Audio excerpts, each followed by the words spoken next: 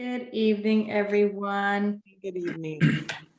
Right, I think we have everyone here. Jerry Noel, our enforcement officer, is not going to be here this evening. He has a conflict, but we have a quorum of the board. So I would like to open the public hearing and get this going so we can get everyone on their way.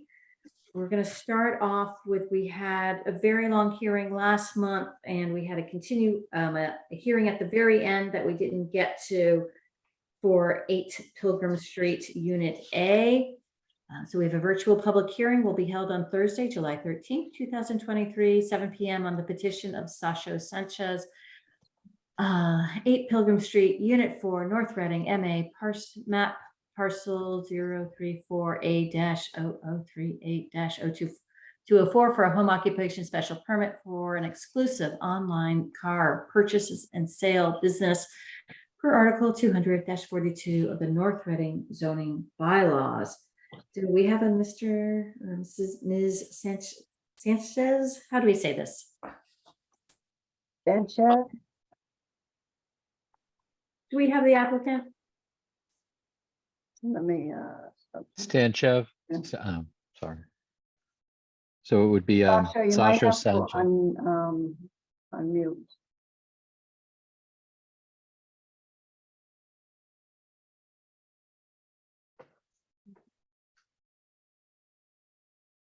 I see a I'll Veronica bring you back out. Sanchez. No, I see an empty. Well, I mean, it looks like it's on. Do we have a telephone number? Maybe he just stepped away from his system. My guess is that one of those, he moved to a different computer or something. I'm Deanne Cephalo, I'm on the board, and so I do know him. Yeah, just called on the phone and he probably needs to get back on again. You want to go to the continuance and come back to him? All right, let's do that. We're going to hold that one in advance as we move. We'll come back to that. For 19 Parker Drive, request for a variance for a shed. Was Luke Roy on this evening? I heard he may be here. I do not see Luke. We had a request for a continuance. And this had already been continued once.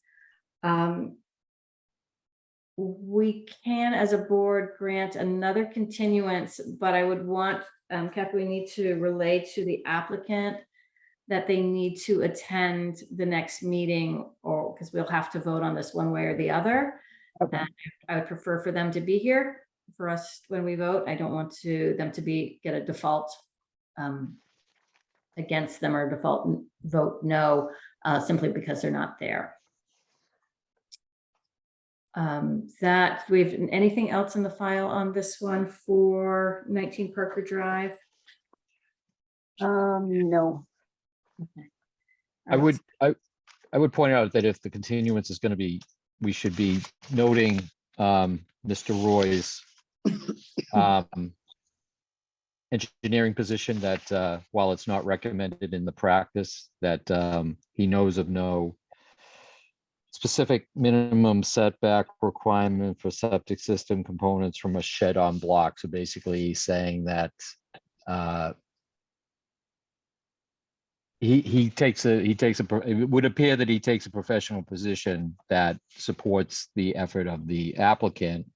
Perhaps this is something that has never been brought to the attention of our Board of Health.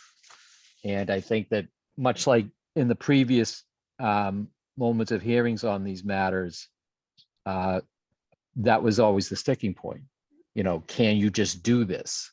And it might just be that in these past situations, the Board of Health just said no, nobody ever pursued it beyond that. But it would appear that the applicant, in getting his Title V review done, also has take the engineers off of the opinion. So rather than just having everybody show up, if the continuance is granted, of course, a month from now, and then saying, oh, now we have an engineering taking this position, but what does the Board of Health say with regard to this? If the continuance is granted, I would strongly urge that we reach out to the Board of Health with the opinion of the engineer. And before we do that, is it our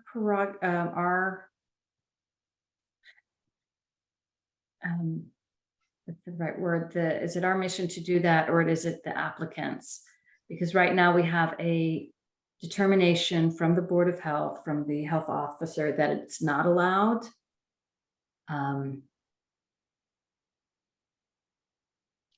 But that just to play devil's advocate on this, and I stand with Board of Health. That was the position taken previous, and the applicant requested the continuance to effort to find the definite location of his septic system. And in doing that, it appears that, yes, it would appear the report of the engineer is going to show where it lay, but probably where it exists under the Board of Health review.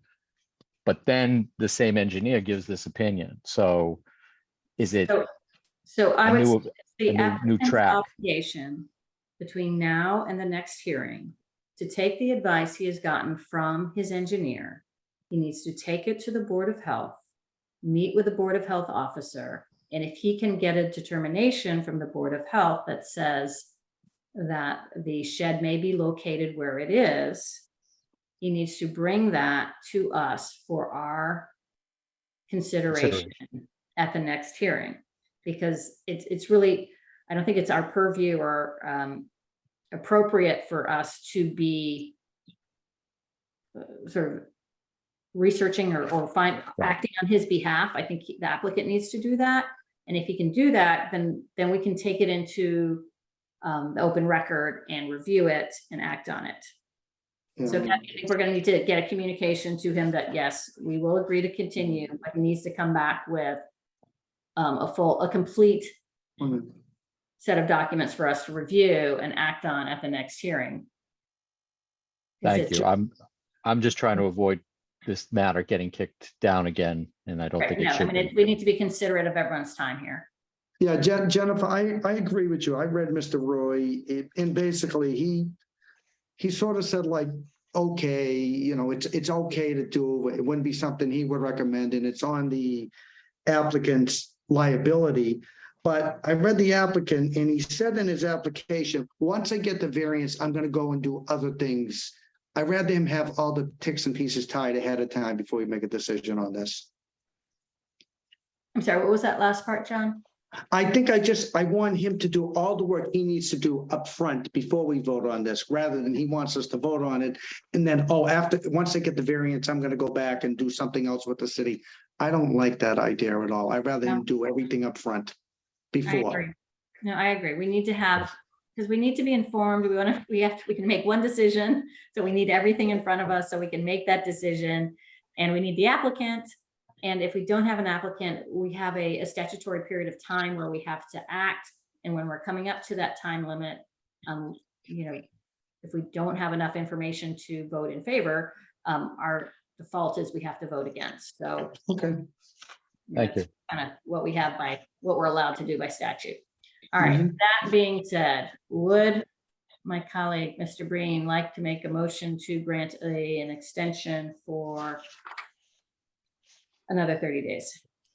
Yes, in accordance with the request by the applicant petitioner, I would move that the Board of Appeals grant the continuance to the September meeting, which by our general following of our calendar would fall Let's see. We are Thursday, September 14th. just check that. 1, 2. Yes, it'll be the 14th. And before we all act on that, I'm just double checking. Kathy, would you confirm when he first filed his? after we went through all of that, we'd confirm when he first filed his appeal. It's mute. He first filed, May 11th, the meeting in May.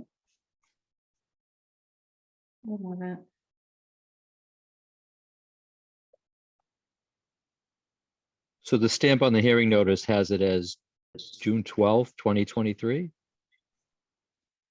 So that would, So the original notice was stamped in April 19th. okay.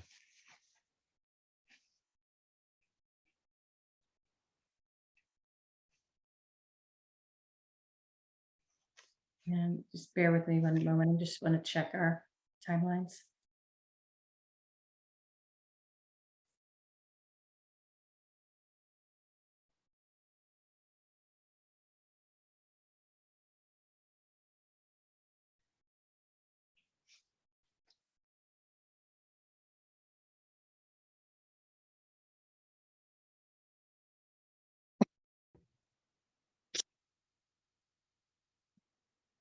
This is an appeal of the zoning officer.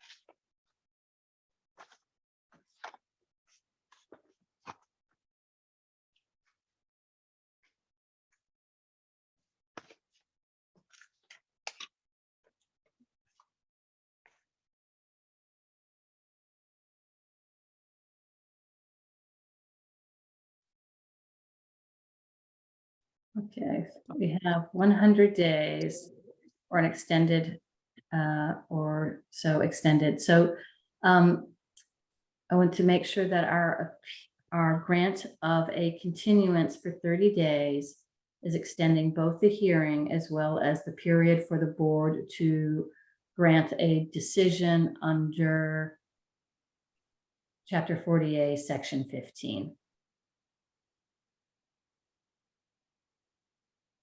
So slight modification, but it should be, Kathy, any of our continuances should be both a continuance of the hearing as well as the period for the board to act under Chapter 48, Section 15. Okay, Thank you. With that, I would be happy to second that motion to continue. All in favor, John? Second, Aubrey and I.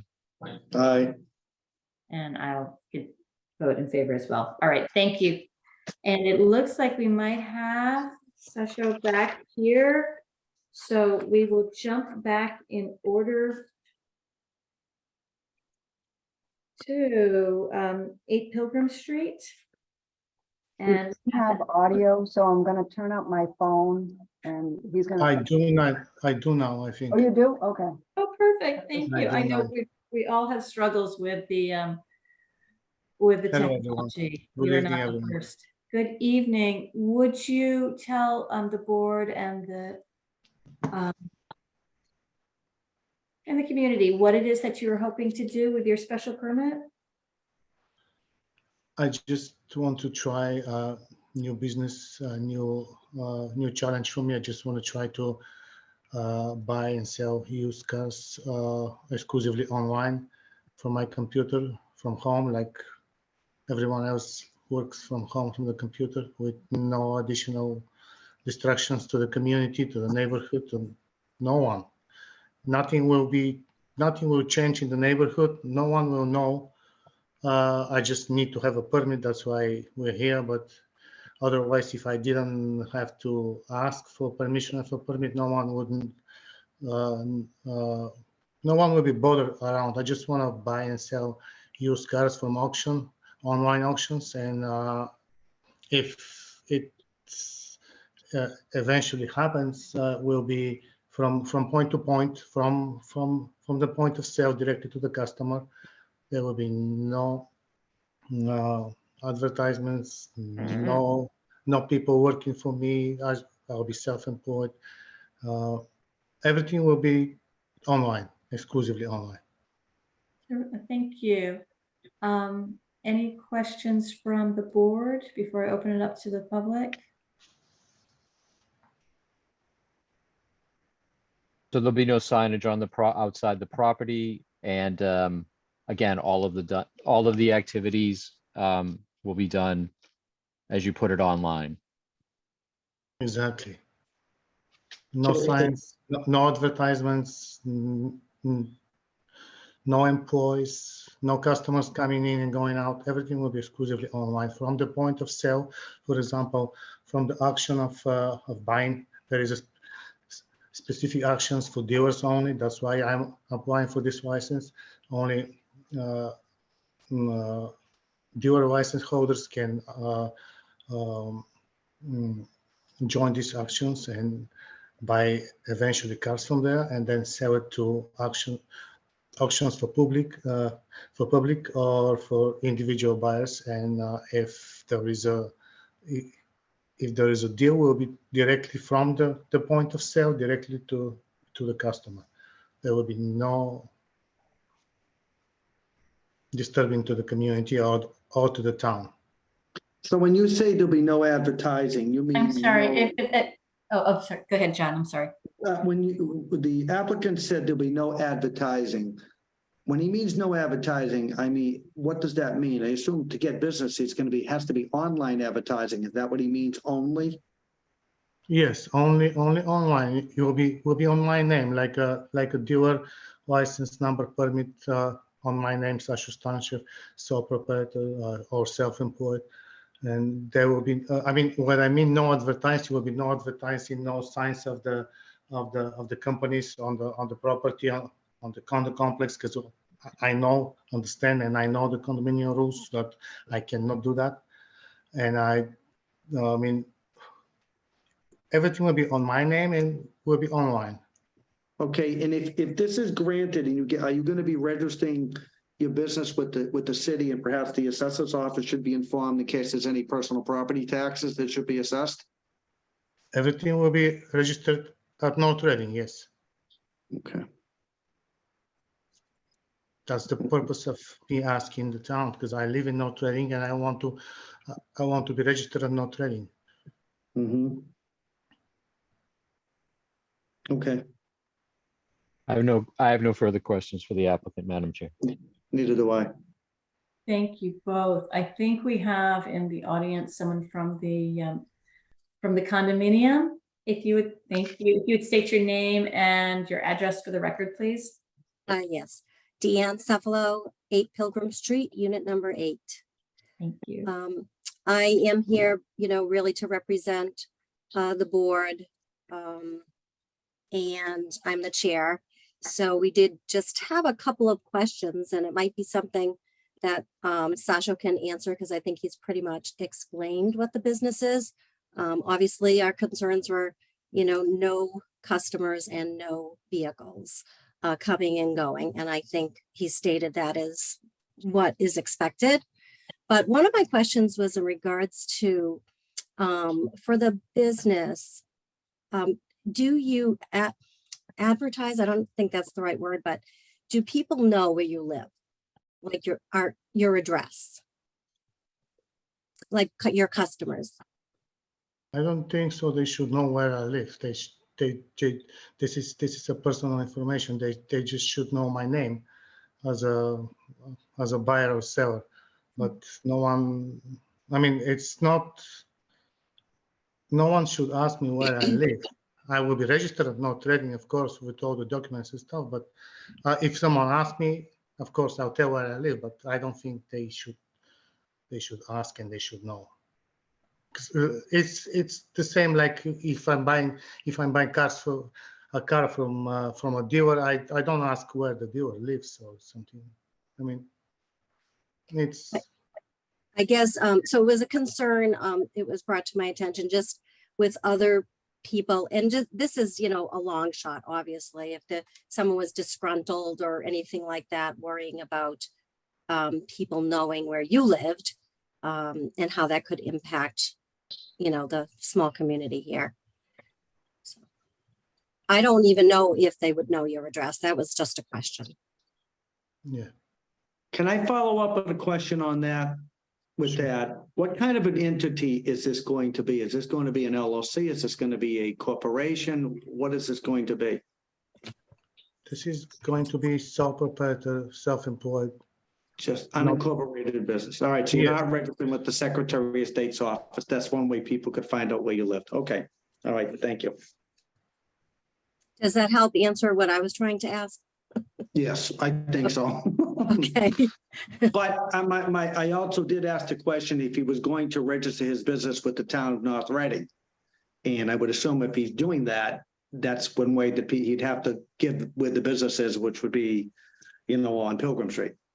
So that I'm sure people, if wanted to find them, they could relatively easy. Okay. Right, and did you have any other questions?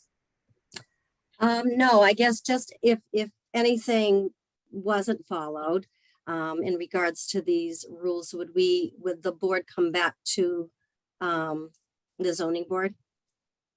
You would go first to, yes, you would go first to the zoning enforcement officer, Jerry Noel, and he could bring the applicant in front of the board for a show cause hearing. We will, if this is granted, we make it a condition of the permit that it's just for the applicant. They can have no other employees, they can have no advertising, and it will be for a limited period of time. Typically, we do 4 years. So those will all be conditions of the special permit. Was there anyone else from the audience who had questions on this particular hearing? Okay. I think so. I will say that we have granted a special permit for the same use in town to a number of years ago and have not heard any issues with that. So hopefully this, if this is granted, it would be the same, that it's, again, it's from, the applicant was saying it's pretty much buying and selling vehicles online. So there's no way to know that it's happening from a residence. It's Right. just. I don't expect any issues, but these are just the questions I'm trying to bring forward for the group. And I appreciate it. And you have a condominium community there. You should be asking these, and you should have rules for your condominium to establish what can and can't be done there. And that's how you make sure it's you're protecting all the residents. So I appreciate that. And I appreciate you coming here to be a part of the decision-making process. And that's very, very helpful. So suggestion might be, and this has no bearing on it, but as John was trying to explain, point out perhaps to the applicant, if you took your business as an LLC or a certain type, you might be able to establish a post office box in North Reading, which would be able to go on your application. And that would somewhat very likely be able to not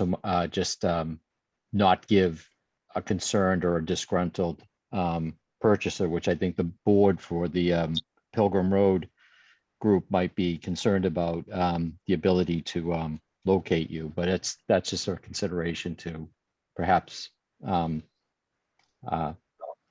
follow.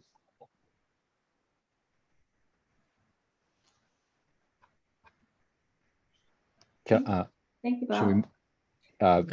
Madam Chair, I'd like to move to close the public hearing. Thank you. I would like to second that. Would you like to make a motion on this one? I would, with regard to the application submitted regarding 8 Pilgrim Road. I move to grant a special permit to the applicant Sasho Sanchev to run his online car purchasing and sales business from his home, again located 8 Pilgrim Street, North Reading, map parcel 034A-0038-0204 in accordance with chapters 200-42 of the zoning bylaws with the standing conditions there too.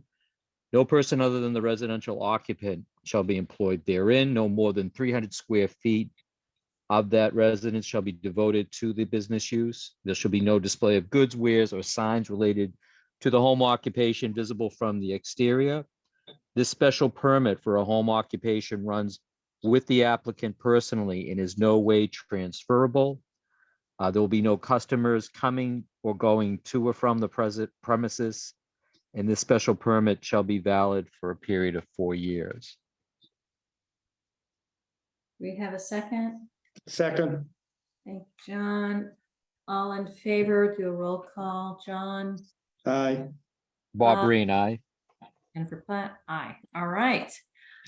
Congratulations, Sancho. 20-day appeal period.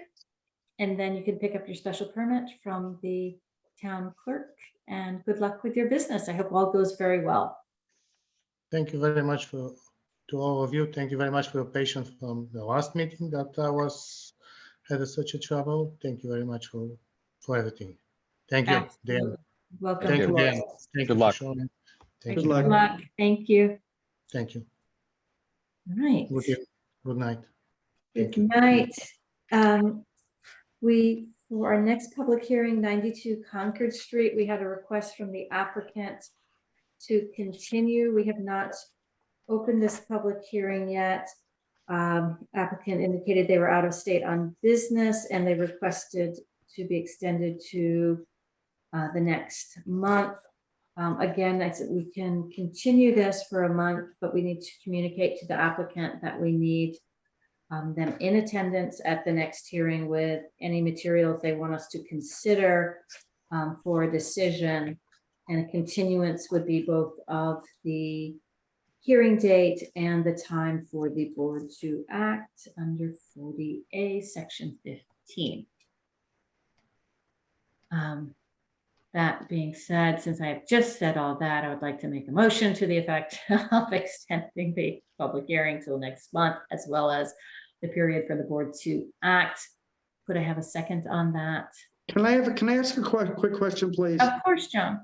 On the, I'm reading the letter on June 5th, 2023 about a violation notice.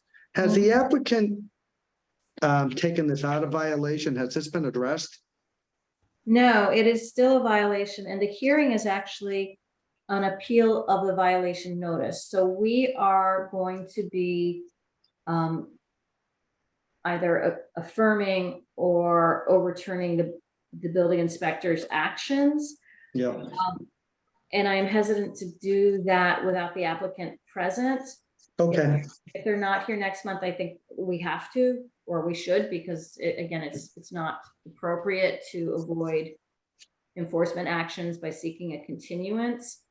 But as this applicant has not been here before, I'd be inclined to give a courtesy of one continuance. Okay.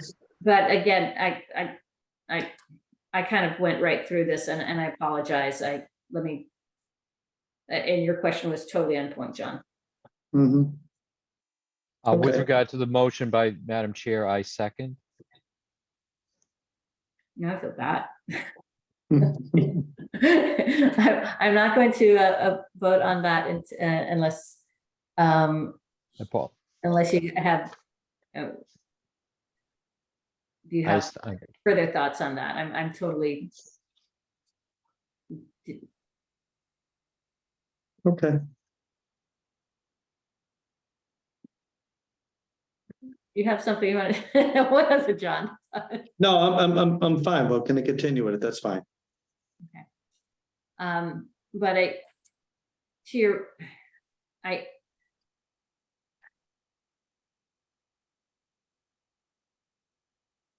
we as a board can make a decision on whether or not we want to make a policy of, do we grant, our policies for granting continuances. And I think we should, as a board, maybe have that as a discussion. That's fine with me. I'm just like I said, I read a violation 2 months ago.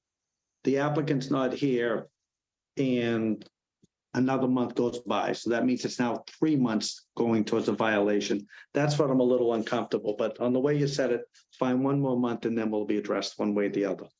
That's Right. fine with me.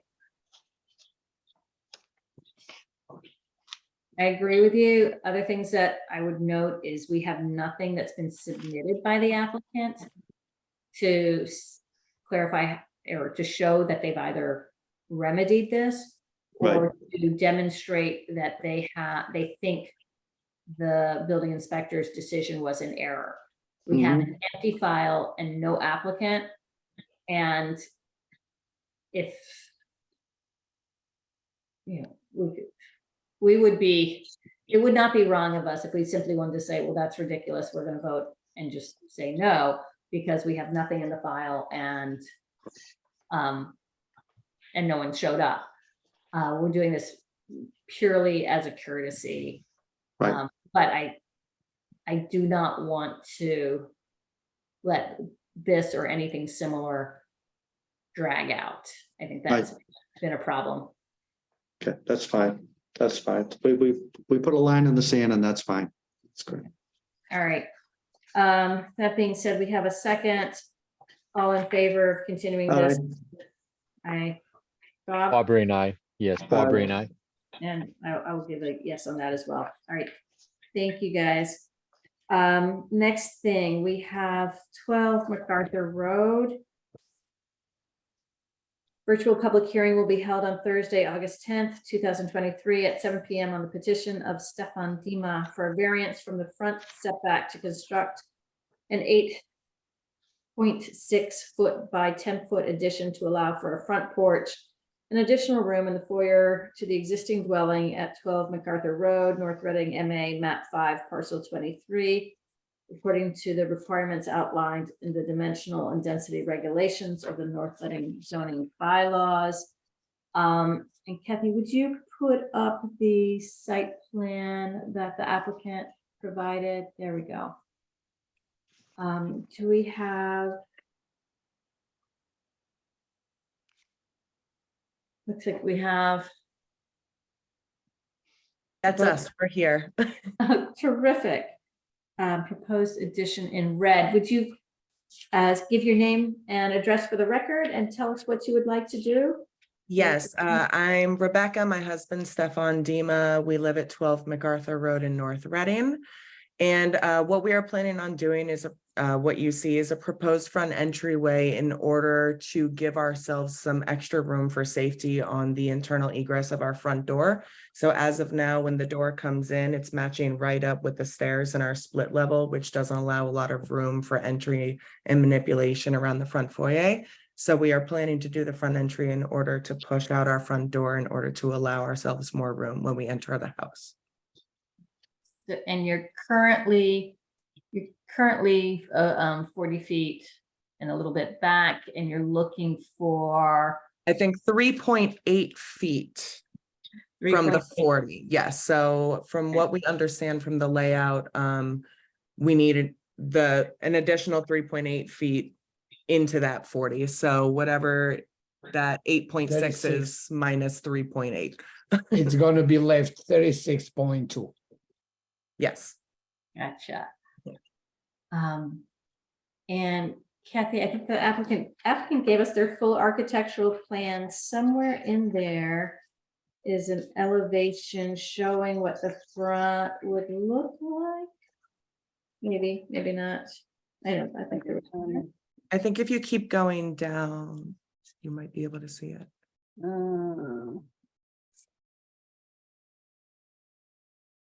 very small. There's I think it's drawing D-2.0. 2.0. It shows Yeah. the existing elevation and it has, it provides the lateral side view, on the lower drawing. So, Correct. and again, it's an interesting drawing because you're drawn to the larger existing deck, I believe, in the back of the property. But the entryway that is proposed shows a sketch of a gentleman. That Walking is in. the original one.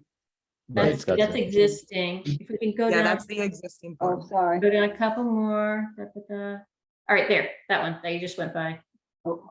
So it shows, Correct. okay, Okay, thank you. it's the the box at the top is the addition, and it shows where the existing door is below that. So they're adding the swing is the existing door. Okay. All So right. drawing A-2.1 is what would be the completed renovation.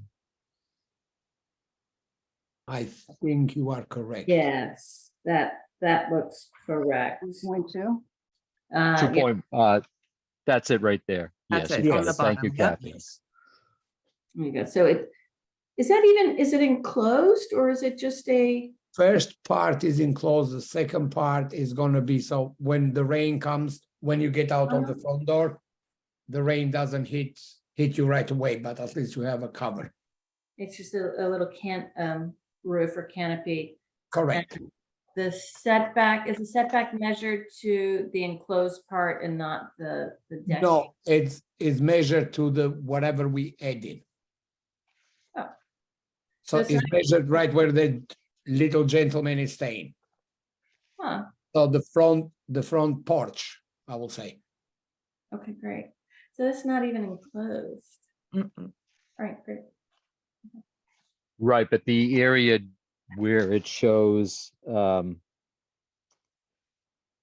line that goes, Addition. there is going to be an extension out of the entry foyer, correct? Sorry about the ding. I apologize. Can you say that again, please? So there's going to be a build out from the existing, Yes, From the home. existing foundation. yes. There is, and I was just trying to confirm whether the setback.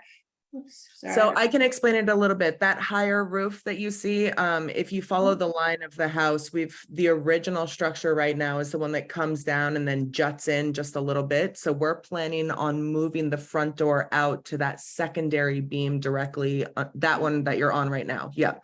So that's where our front door would go. And then when you leave the front door, you've got a very small section. Do you know how wide? I can give you the exact, 6.6. it's So if 6 feet. by 8.6. Correct me if I'm wrong, if you look at the base of that drawing that's on the screen now, the lower part, it says new addition. So the new addition is actually the build out of the home. Of the two. Yes. And the new entry canopy is just nothing more than, not that it's nothing more, but it's more just, that's going to be where the door is with a small porch, and that is going to be open railing. It's not an enclosed Correct. entry Correct. porch. It's just looks like a roofing outreach and a column, Right. and of Correct. course your steps and your deck that just It's gonna be presents only one to the step. door. Yeah. Sure. Yes. Okay. And when we're going from the lot line, the 36.2, does that go to the corner of this new Of everything we built. open Yes. entry area? Okay. Yes. All right. Yes, Right. everything that we're pulling out from the current foundation is gonna be 10.5 feet. Sorry, let me double check my measurements again. 10.5, 10 feet by 8.6. Am I- I think so. Yeah. Yes, Okay. so from the current foundation, we are, I believe, 46 feet, 46.5 feet. Mhm. I think if you get the, I think it We're looks looking good. at the most recent plot plan that we had done up. Okay. You want me to go back there? You don't have to. I'm fine. What I'd like to ask is if any, first off, I'd like to say thank you for submitting your plot plan with a drawing on it that was actually stamped. That is, that makes it much easier for us to have something that we can understand and look at. Thank you for Thank Kathy for that one.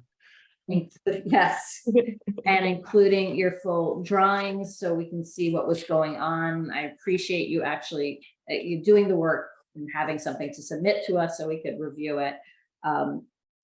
Aesthetically, I think it looks great. I'd like to see if we have anyone in the audience and on the board who have comments here. Bob? I don't have any problems with it. None for me. In fact, as I think it's the neighborhood is a quiet dead end, correct? It And is. the properties in and around I apologize. 12 MacArthur, the other properties have very similar, they all have unique entries. So I don't think it's going to create an inconsistency with the neighborhood as it exists now. And given that the structure, my read of the drawings is it's just you building out the structure for the structure of the home is going out 4 feet in order to create a better door swing, as well as allow in any additional room in the home. But the porch canopy entry, because it's open air, it gets less of a, I think it's going to be less conspicuous in terms of something that could be a little bit more inconsistent with that. And it doesn't, and it might seem like in a visual illusion, but the reach from the line to the property line, I don't think will be as misleading. So yes, I believe it's an appropriate and actually a very well designed addition or renovation to the property. Thank you. All right, was there anyone from the community? I didn't see any.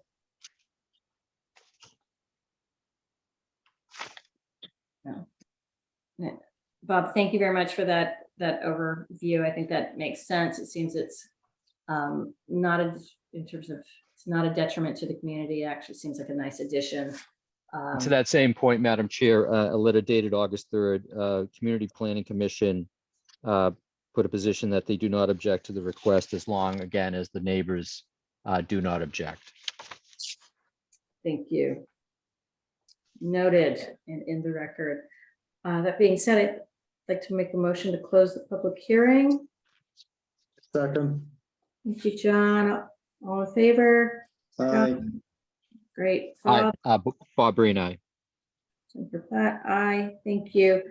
And Kathy, I think you sent us some delightful motions. Here they are. Draft motion.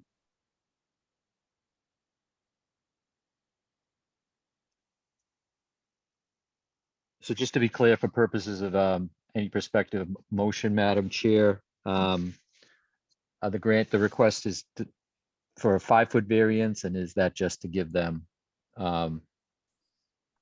cover, if you will, because it looks like the drawings have the structure going out 4 feet, but not that I don't think it's going to be in any way. I'd like to make a motion, but attendant to that, this is to the purpose of granting a 5-foot variance. So the plans say they need 3.8. So I think, is that right? 3.8. Yes. Yeah, so yeah, 3.8. we can give either 4 or 5. At least give them at least the full 4. So there's a little, give you a little bit of wiggle room, so if a footing is Noted. way off, the building inspector won't send you back digging. Thank you. And it does happen, so. I'm sure. Noted. Give us 5 then. Let's keep it safe. No. I Well, just- hey, they're not gonna move. No, that'd be great. Thank you. Thank you. So I'd be inclined to keep variance. It gives them a little bit of wiggle room, and we can give them 4, and that's consistent with the plans they submitted. I have no further concerns for the hearing within the board, Madam Chair. Thank you. Would one of you like to make this motion? Make a motion to accept it. Great. So I move to grant a, with regard to the application for 12 MacArthur Road, with the notation that it is in a residential area. I move to grant a 4-foot variance from the front setback for an addition to 12 MacArthur Road, North Reading, map 5, parcel 23, per the setback requirements under the table of dimensional and density regulations attendant to the North Reading zoning bylaws. I'll second that. Good. Thank you. All in favor, John? Aye. Yes. Bob Breen, aye. Aye, all right. Congratulations. That looks like Thank you a very much.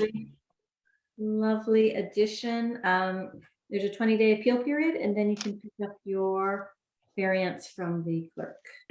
Wonderful. Thank you very much, Thank you very everybody. much. Have a good great night. Thank you. Good luck with the Awesome. project. Thank you. Thank you. That. All right, moving on to 146, 148, and 150 Park Street variance for parking. The public hearing will be held Thursday, August 10th, 2023 at 7 p.m. on the petition of D. Bruce Wheeler, trustee of J.B. McLean House Realty Trust, and 148 Park Street Realty Trust for variance to allow parking within the setback at 148 and 150 Park Street, map 54, parcel 124, in accordance with section 200-75B of the North Reading bylaws. And we have a fairly substantial submission from the applicant. Who do we have from the applicant this evening? Yes, Brad Latham. Hello, Attorney Latham. If you'd like to give us we have a substantial filing from you, but if you'd like to give a real quick overview for the benefit of the board and the public this evening. I'll certainly do my best. Thank you. Bruce Wheeler is also here, excuse me, as well as Larry Reeves, who is the project architect. The property is 146, 148, 150 Park Street. It is a site where we have obtained a senior housing special permit from the Community Planning Commission and approval from the Conservation Commission to create affordable housing, the mixed use housing. There'd be 50 units in total, 15% would be affordable. The request before the board is to meet the parking requirement. There's a need for 100 parking spaces for the use, including the continuation of the McLean property and in fact the residential property. As a consequence of the layout of the site, which is fairly unique, there's a need to put 5 of those spaces, a portion of them, within the side yard setback. Most of the housing would be in the building itself. It'd be not exterior parking. But the shape of the site came into being in part when the prior owner gave a portion of the land to the town for the public safety parking, which abuts this immediately. In addition, the rear of the site has, it's a fairly large site, has some wetland, and we're trying to respect that and remove the buildings and the parking farther to the north as a consequence of that. The location of the historic home, of course, is also a unique feature that affects the layout of the site. And those are the features we think that satisfy the first element of uniqueness for a variance. The second request is that a literal enforcement would result in a hardship to the applicant. I've outlined the requirements. I think it's important when we have senior housing to encourage parking for visitors. And I think that's what we hate to reduce the number that would otherwise be required. And certainly relief can be granted without any significant detriment. One important feature is the immediate abutter is, of course, the fire department. They are parking right next to it, so it does not affect any residences. It is a limited relief. It's really only 9 feet too close to the lot line. There is a plan to do screening. It's not shown in the plan submitted, but we intend to do significant planting in that area to both cover a portion of a retaining wall plus the parking vehicles themselves. And by allowing this number of parking, Bruce is able to create 8 affordable units on the site. If the parking is reduced, that number would go down.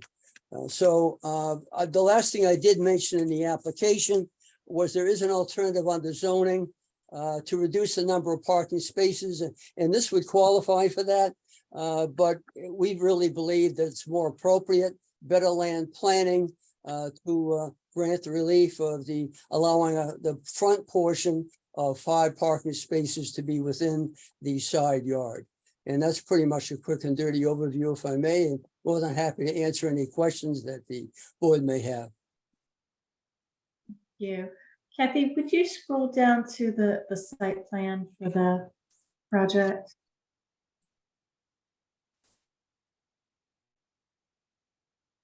Next one. There you go, that one. And leave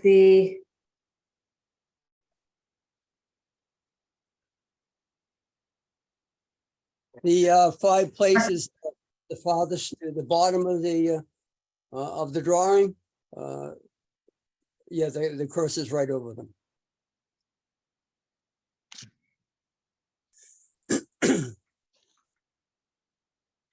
is one of them is shaded. What's the shading area? The shaded area to the south, which is to the right, is pervious pavement. Again, designed to protect the wetlands and water quality. It's still going to be a parking area though. That's the 5th parking spot. And then the abutter directly to the south of that is the fire department. Is that correct? The police station? That is correct. And also that's the area right above with the cursor is where they park vehicles. So it's a consistent use. And I had trouble reading on my copy of the plan, but what is the setback from the corner of the parking to park? The distance is 11 feet from the lot line. So the variance would be for 9 feet, which is just the front portion of the vehicles. But it's, so that's from the lot line. I'm thinking, what is this? The front lot line from. Oh, the distance from the front lot line? Scaling that, I'd say it's about 40 feet.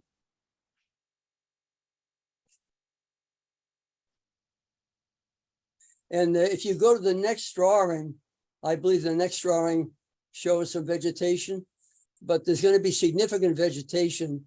You can see it in that drawing in that area you asked about. Mhm. The objective is to screen these extensively.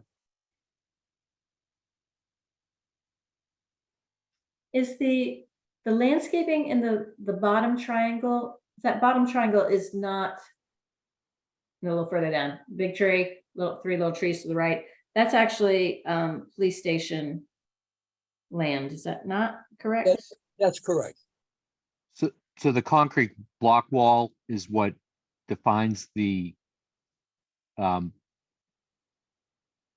current drive use of the police station? That's correct. And The the lot act- line is actually a few feet west of that. You can see where the arrow runs, the 11-foot measurement. That actually runs with the to the lot line, two different arrows. The west of the arrow is the lot line, and the east of the arrow is where the edge of the parking would be. So it's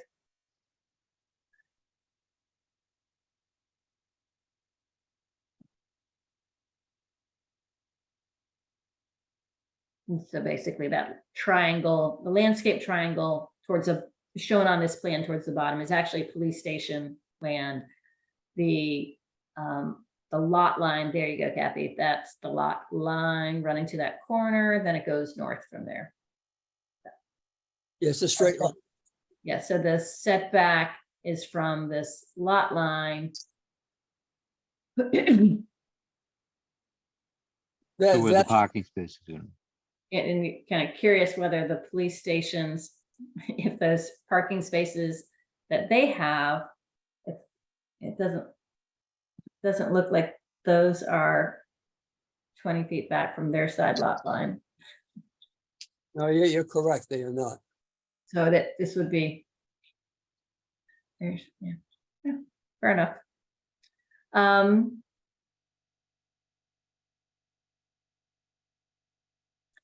I was curious reading your application, and because I always find this definition of senior housing interesting, and I know it often varies by municipality and how the bylaws are written, and also on what the developer actually intends to create in terms of a community. Because senior is anything over 55, which I don't see as terribly old. What's the target audience of this community? It's anticipated to be individuals who are over 55. In my experience in other projects, they tend to be older than that. But that is, you're correct. That's a statutory standard. And at least one occupant has to be over 55. Is yours, are your bylaws drafted where it's only one occupant has to be over 55? It's not yeah, I think. But both the bylaw and the condominium documents will have one occupant over 55. There's also a mechanism that's usually built in that if you have one person over 55 and 153 and the over 55 occupant dies, there's an ability for the surviving spouse to remain there. These are, by the way, 2 bedrooms, so they'll not generate a large student population. And remind me, you said how many housing units are proposed? I'm sorry? How many housing units again are proposed? In the project? I'm sorry, Eight will be affordable, 15%, but total units? 50 units. 50, okay, thank you. 50.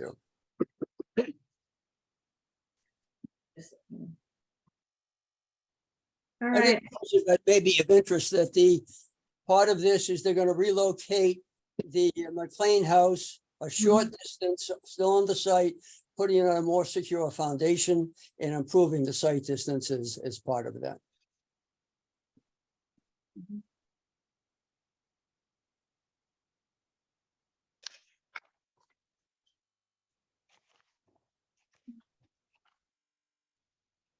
John, Bob, any questions, thoughts on this? So I know that the applicant made note of emergency vehicle access. Is that just effectively part of the entire outlay of driveway in and out with the new development? So in other words, the parking areas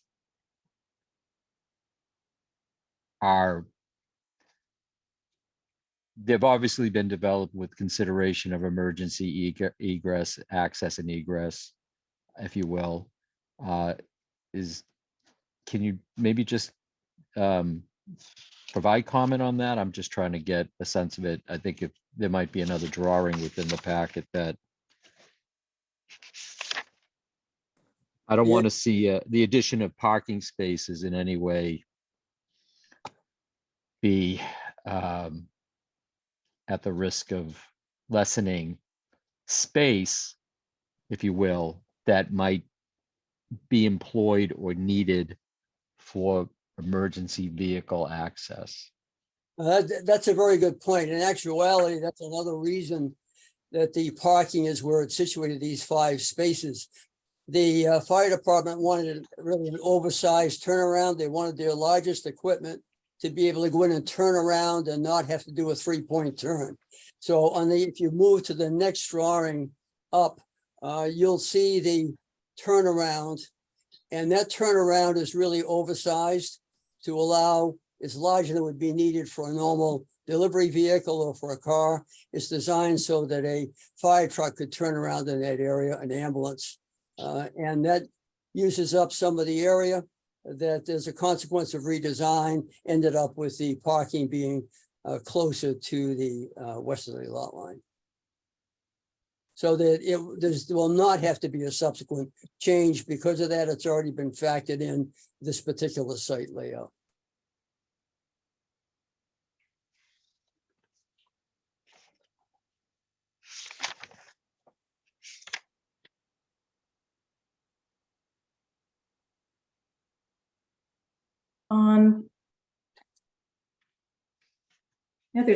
When you come up to the police station, before you get to their parking spaces, I'm not sure if it's on their property or yours. There's there's a large existing, I think it's a maple right there.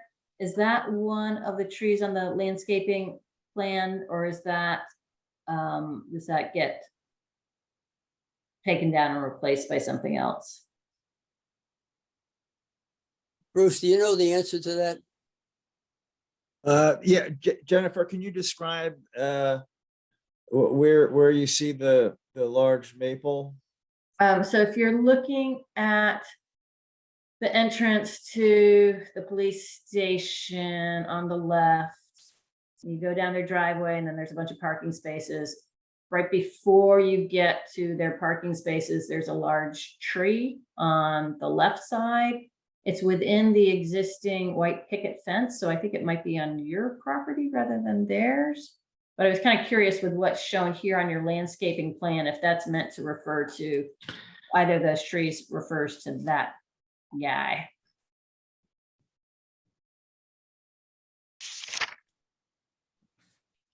I'm not sure if we're referring to an existing tree there. So because the plantings, you show sugar maple and 3 small things, which I can't, those like green giant arborvitaes. So that's on that's on town land.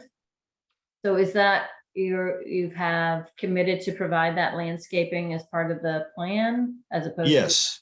to just not Yes. existing conditions? No. Okay. So there's something large that's going to go away. I think that there's a couple of larger trees that are on our property that, so I don't think that there's anything on the police station property. There are 2 larger trees that are further onto our property that from a grading standpoint would be removed, have nothing to do with this parking, but for the development plan itself would be removed.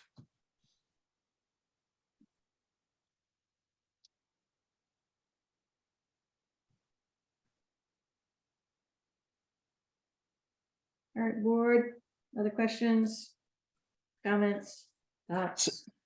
Yeah, actually, I do have a comment. So as it exists now, as you drive by this location, you would never, I have never really realized just how much potential space is in the rear, if you will, that where this development is going to basically be located. And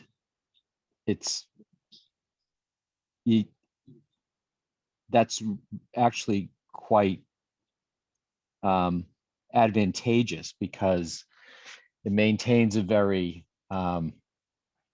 if you will, small town look along that run of what is probably the more attractive parts of the town, that being the lot and the library building, and even, you know, the scale of the police station is quite modest. So with this development, and I think it might speak to what Madam Chair has been pointing out with regard to the proposed vegetation, if you will. Is it your belief, or is it the sense that that will continue to be the case in theory, that the McLean house itself just will be moved back several to X amount of feet, and it'll all just still rather not so much hide the new development, but draw the focus away from what will be the new building? Or is it just going to, is not like the drawings that were submitted, and I apologize, I'm not following the project as maybe closely as others, but there's nothing to show the classic profile from the street. Well, you're correct. There's a great effort taken to situate the building as far south as possible, at least the major portion of that building. Take advantage of the topography, which drops off, engage in significant landscaping. We didn't share all those with you because those kind of related to the special permit issue and not the parking, this particular parking issue. But yes, that was done. There are presentation drawings, and let Larry is here, the architect. Maybe he could call those up for you to show. Well, for purposes of the request of the variance, which is focused on the parking, I'll just rely upon the direction Madam Chair took it in. It seems to me, I mean, maybe the more pertinent question might be is that when this went before planning, was there an understanding that these additional 5 space? I know that CPC signed off on this. That's noted in the file, and I'd like to note that for the record. They supported the proposal, but was it these 5 additional spaces, or the placement of these, was this after that complete review was done, and as a result, maybe this vegetation that was referenced earlier is directed for that purpose, to once again create what I like to refer to as almost you know, a trick of the eye, to just shield the idea that if you are going to maintain what more or less exists, that would actually exist now, which is you don't understand what basically is set back behind the McLean, the parking, if that continues to be unremarkably noticeable, then you're achieving a wonderful goal in maintaining the presentation of the neighborhood as it exists now. That certainly has been the objective, and the process, the approval process was exactly that, a process. Fire department came in, wanted certain redesign. That all happened during the public hearing process with the Community Planning Commission. So this is the result of that. And from the very beginning, though, it was clear the instructions were to minimize the impact of what's going to take place here and to take advantage of masking. McLean House itself is not small. If you look at some of the presentation drawings, that house itself blocks a lot of what's going on, as well as the topography and the landscaping that's taking place. So Bruce is trying very hard to preserve the character of this area and the respect for the McLean House, the items that you mentioned. Yeah, but I mean, in all fairness, it's a 50-unit residential development. It is substantial in size. It has been approved by CPC, so that's not in front of us, but it's a big development right on a very busy corner if you've ever tried to get through during school hours. We have the option of granting a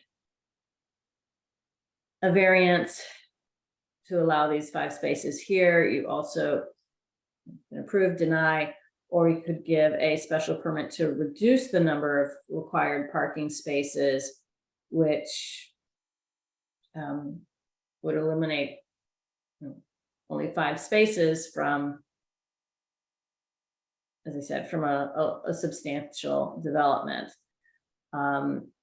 I think it's less likely that you need those for visitor spaces to visit the elderly. I think this is it's going to be an active community. More likely, the value of selling spots to residents, as many will have 2 cars. So there is, understood, there's function in spaces, but it's really up to the board on what they think is appropriate. Just for fun, I know we don't want to drag this out too long because we have a long docket this evening, but if you do have one of your overall development schematics that you'd like to put up and share just for the benefit of the board, we would be happy to take a quick look at that, just to kind of put it in context. Larry, could you call up the presentation, the colored presentation drawings?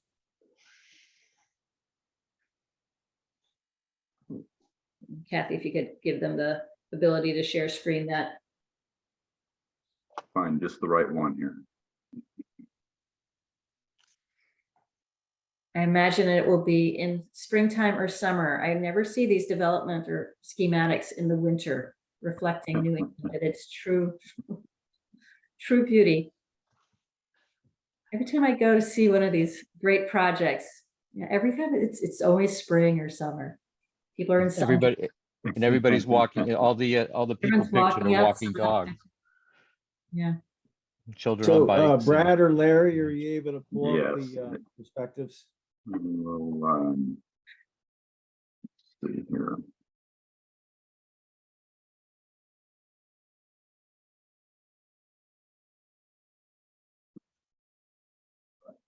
Here, bear with me for just a moment.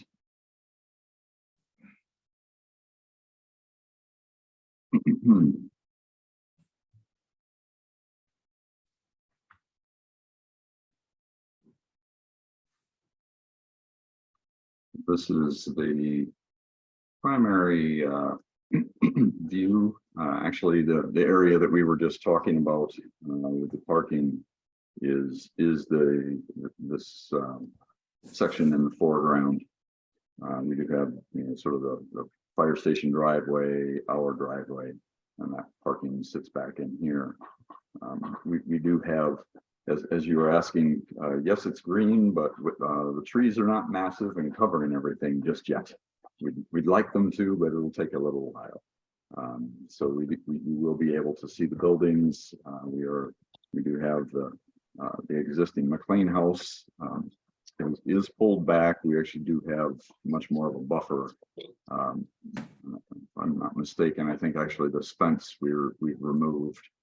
So the sight lines are retained from the drive access. But this gives you a sense of sort of the moderated massing of the building, and as it sits back behind the McLean house.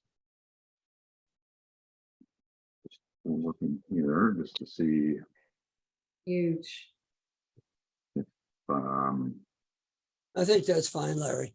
Yeah, I think that's the main view of what's going on. This Do you have actually one that tells the story. is Can I- not. Oh, Yeah. sorry.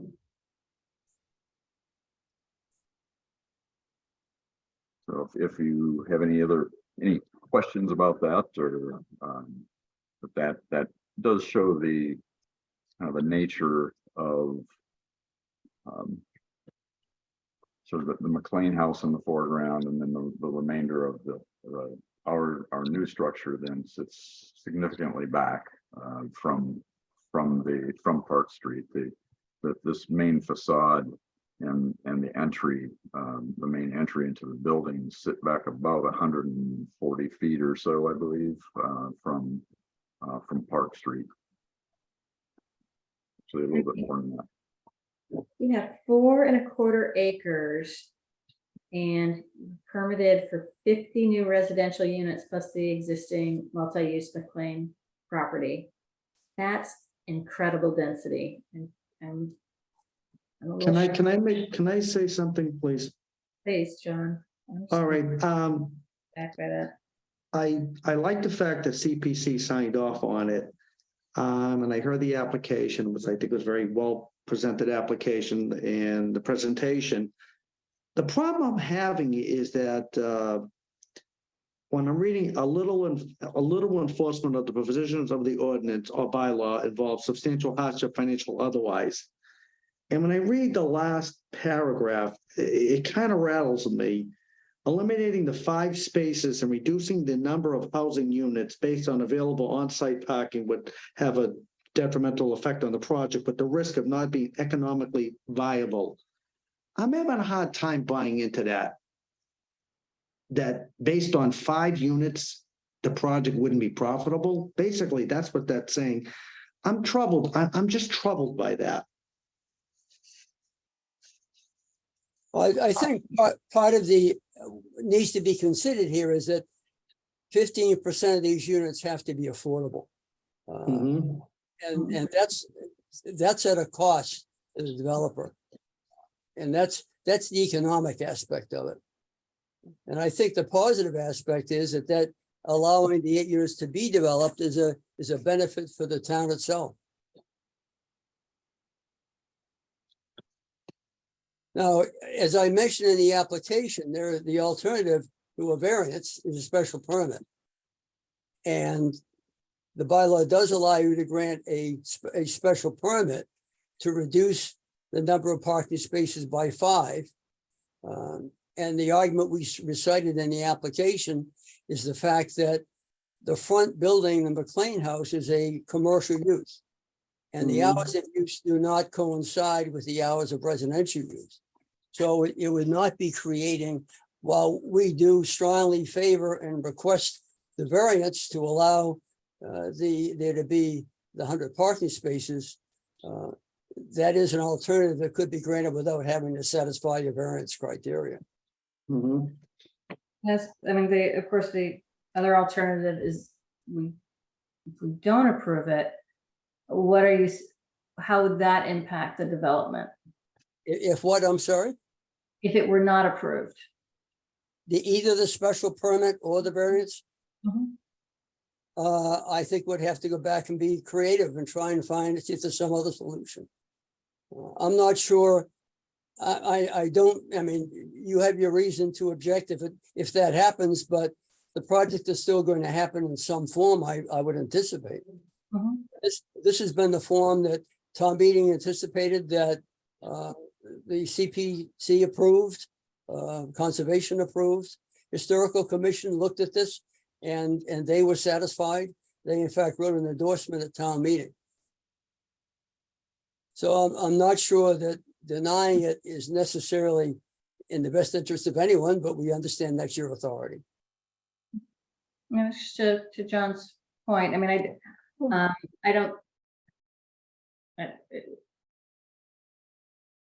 I agree. I don't think it's hard to see an economic hardship when this is an extremely dense development. And again, it's not our decision to make on that part of it. It's already been approved by CPC. But on 4.25 acres, it's really kind of shocking to me.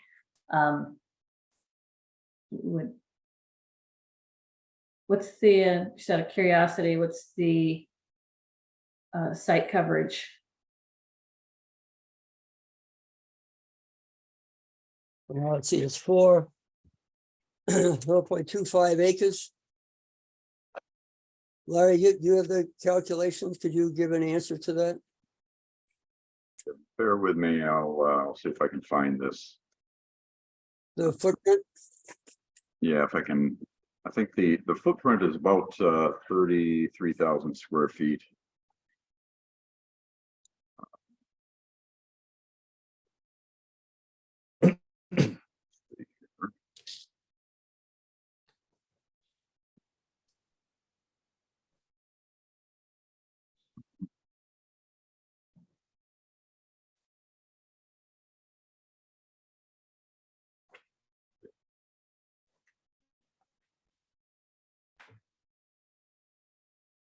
the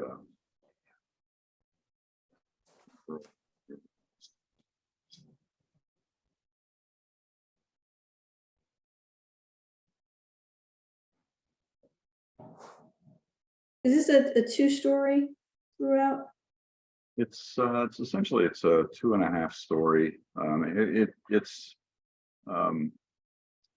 By definition, it's a 2-story, 2.5 story building. We do work with the grades at the rear of the building. It drops off a full story. We do. I did just confirm the gross footprint of the main building is 33,400, and the McLean house is about 1,800 square feet as well. So that's our lot coverage.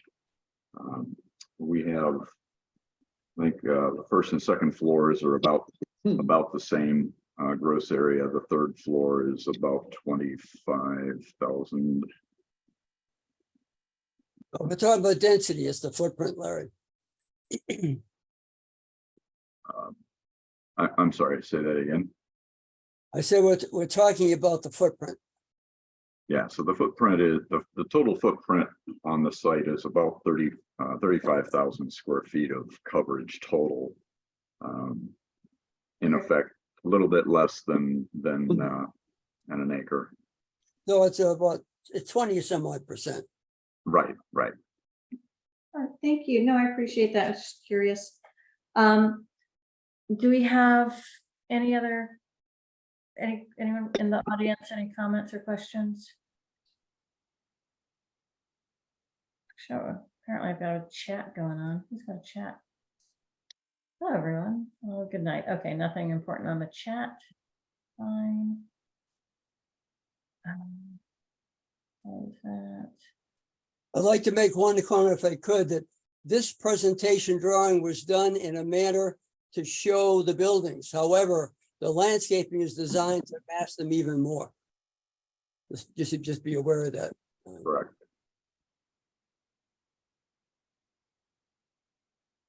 Right now, this graphic does not show the extent of the landscape that we do have planned in the foreground area,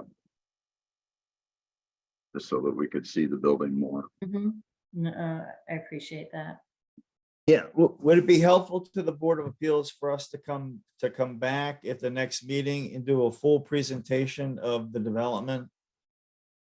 Thank you. I don't think that's necessary. If anyone, I think we have enough information here. I defer to would ask the board to weigh in. I think we have enough information here. Anyone interested in, or think that would be helpful? Helpful. It's relative. I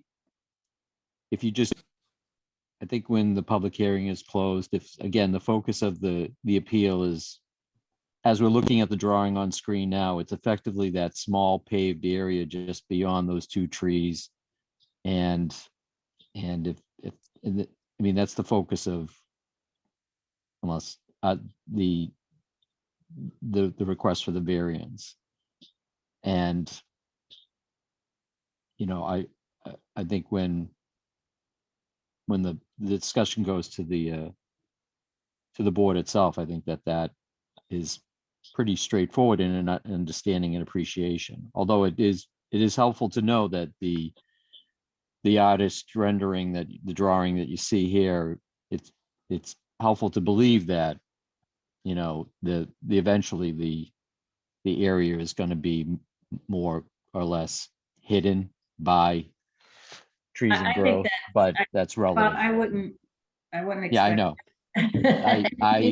I agree. So it's the road to hell. Good intentions. Nothing stays on trees in this town 12 months a year. You can't hide a 2.5 story. It's an acre of development. You're gonna see it. Yes, most certainly. You will see it. We really weren't trying to to hide the building, we were using historic architectural features that we see in North Reading to have it blend in with the existing buildings. So we weren't imagining that the landscaping was going to just hide the building, but it was going to certainly complement the building, and the active adult community would add vibrancy to the historic town center of North Reading. What I would say is that and again, this is not from looking at the overlay of the plan, I think having more housing is great. Looking at the plan, there's not a lot of open space or area for these folks. So it's the open area tends to be the wetlands, which is not in the back, so it's not usable. It's you know, from a if you were to live there, it's an interesting development, and there's really no place there to go. Well, if I may, but there is area behind the building. Quite a bit. There's no wetland. Is there, because the plan I was looking at has lots of little wetland markers on it, so it might be. Yeah. So we have common space in the rear. Do we have that site plan? I think Oh, see you. well, the pack, if you go back to our package, Larry, if you yield up the screen, they could go back to probably sheet C of our application. Yeah. I actually have on, I don't know if this is, let me just check here. I'm going to do a new, no, I think that's, I don't know if you can see this, this site plan right now from my screen. This whole back area, it may not seem like a lot, but this is actually a very large open area out in the kind of the southwest corner at the rear of the building, before all of the wetland lines. So the wetland line is delineated here, but we do have, you know, a very nice open space at the rear, as well as the ability to kind of traverse around the building in general. But part of the importance of the proximity of the senior housing in the center of town is that it is in proximity to a lot of open space, the school properties, you know, any of the publicly accessed spaces, kind of the common area as well, that you know, the proximity is actually an important factor of the zoning, the overlay district as well, in terms of criteria. So it's not, you know, we don't rely on simply staying on site and creating new open space, but rather to kind of broaden the connections between this building and the public buildings and public spaces that are much more dense in the center of town than they are anywhere else in town.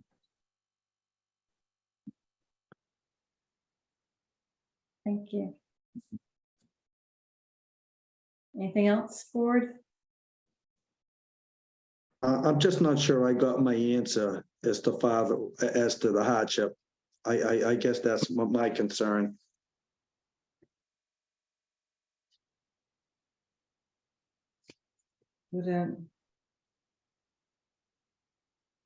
Well, if the impact is that if in fact the the parking is not provided in this form of relief. Right.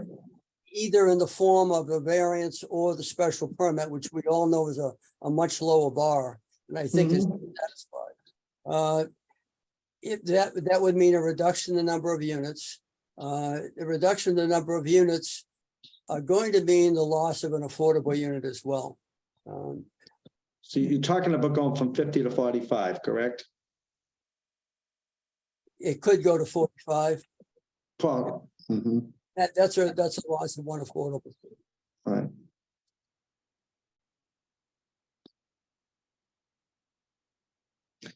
I'm not sure I can support it right now. I don't know. Well, if we would hope that you would find, if you do not feel that a variance is warranted, we would like to, if we could, take a second and go through the special permit criteria stated in the application, that it could be met with 5 fewer spaces, the needs. And I outlined, I'll just recap if I may, all the spaces that are there for the McLean House are available off hours. You can see there from this drawing, there are extensive parking spaces within the building itself. So that would make available those spaces during times when McLean House is not being used for the business. So it still provide 95% of what would be otherwise required.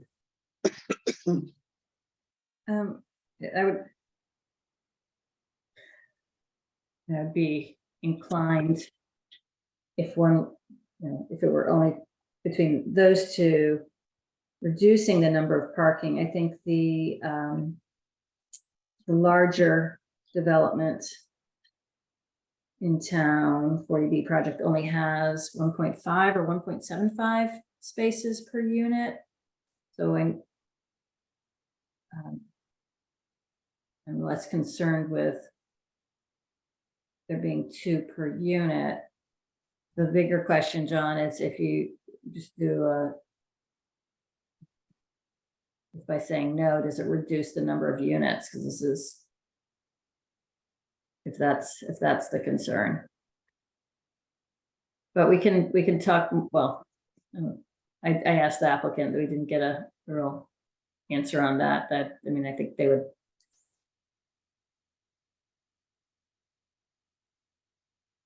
I'm sorry, what's the question?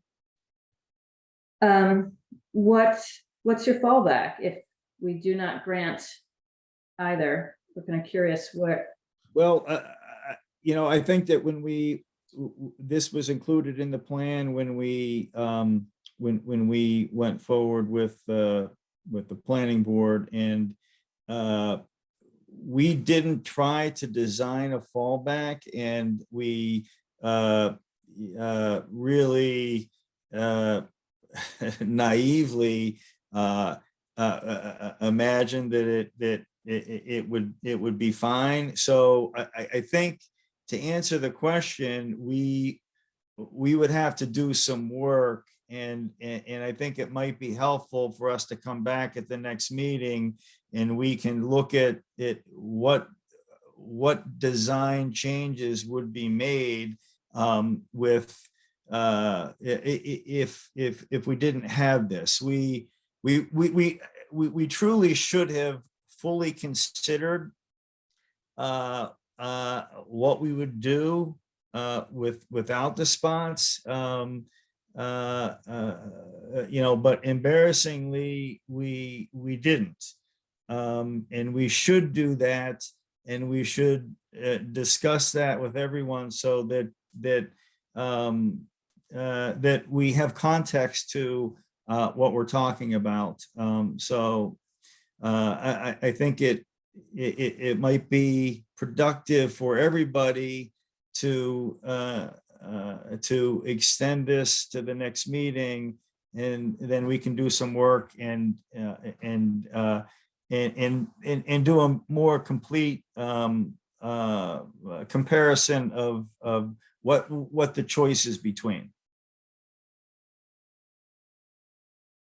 Thank you for that, but just a question. Is there an established timeline with regard to funding and financing of the project? We had tentatively been planning to this fall start marketing, which is part of our financing, and we were planning on beginning construction next spring.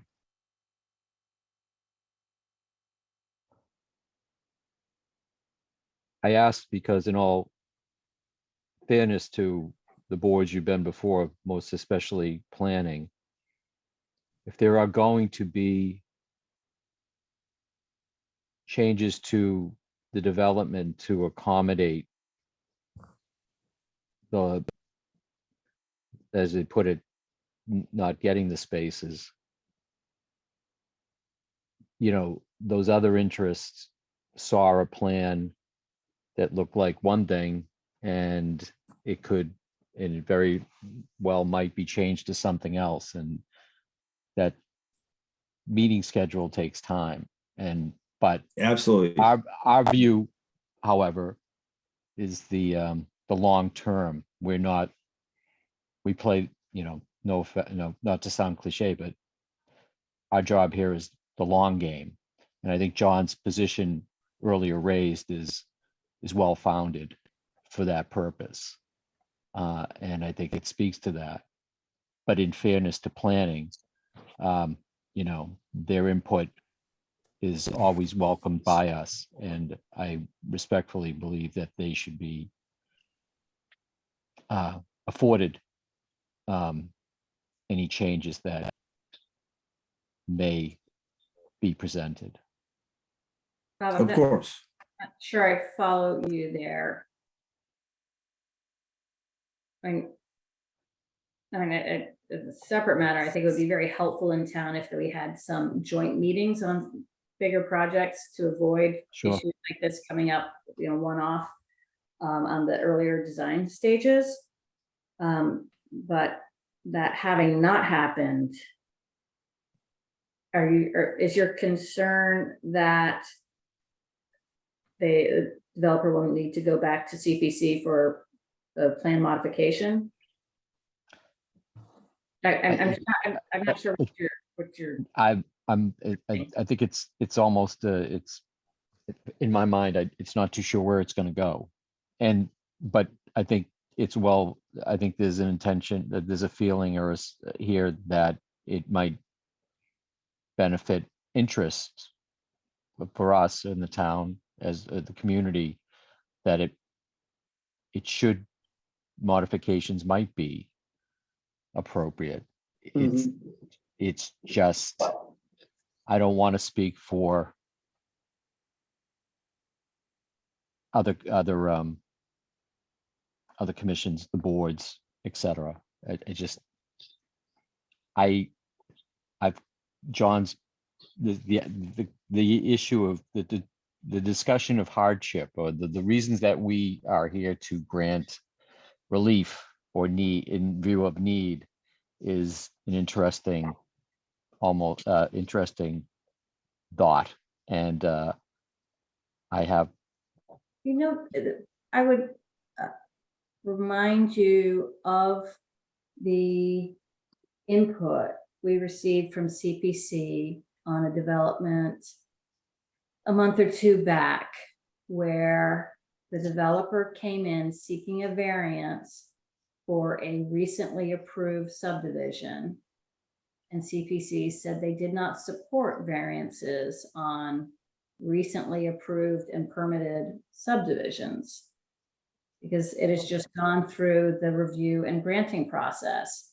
And here, our brethren at CPC, looks like they've approved a plan that was not compliant with zoning to a very minor degree, I would say. We're talking 5 parking spaces out of 100, but they approved a plan that was not compliant, and basically sent the applicant to, said, here, we approve it, but now you've got to go down the hall and get approval from zoning on your parking, which is kind of a tough way to approve it's like approve a plan, because they didn't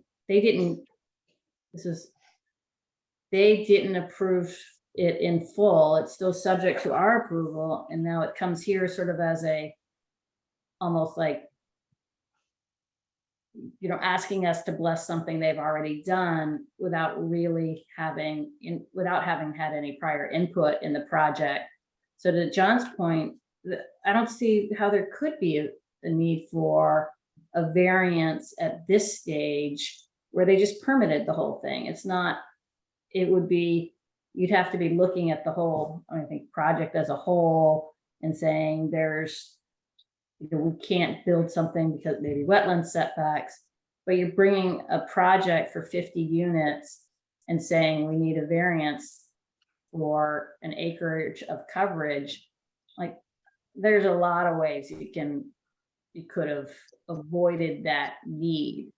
And I mean, I don't want to be sounding unduly harsh about this. I mean, I think it's having, and again, we can barely call it elderly housing is 55. I haven't bought into that being old yet, but I think having housing right in the center of town that has easy walking to the library and the senior center and the town common is fantastic. So I actually love the concept and the project. I was a big supporter of it. I think it's, as you've heard, I think this is a very dense development, and I tend to agree with John. I don't see the need to make it be bigger.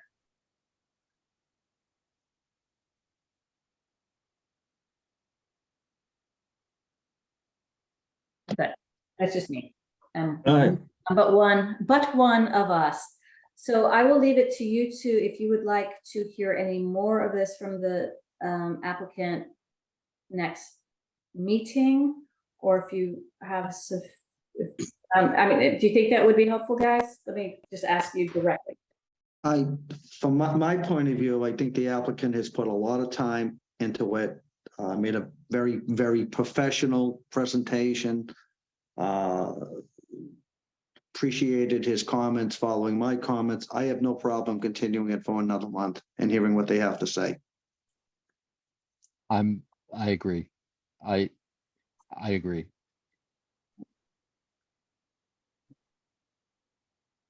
Well, thank you. I appreciate that.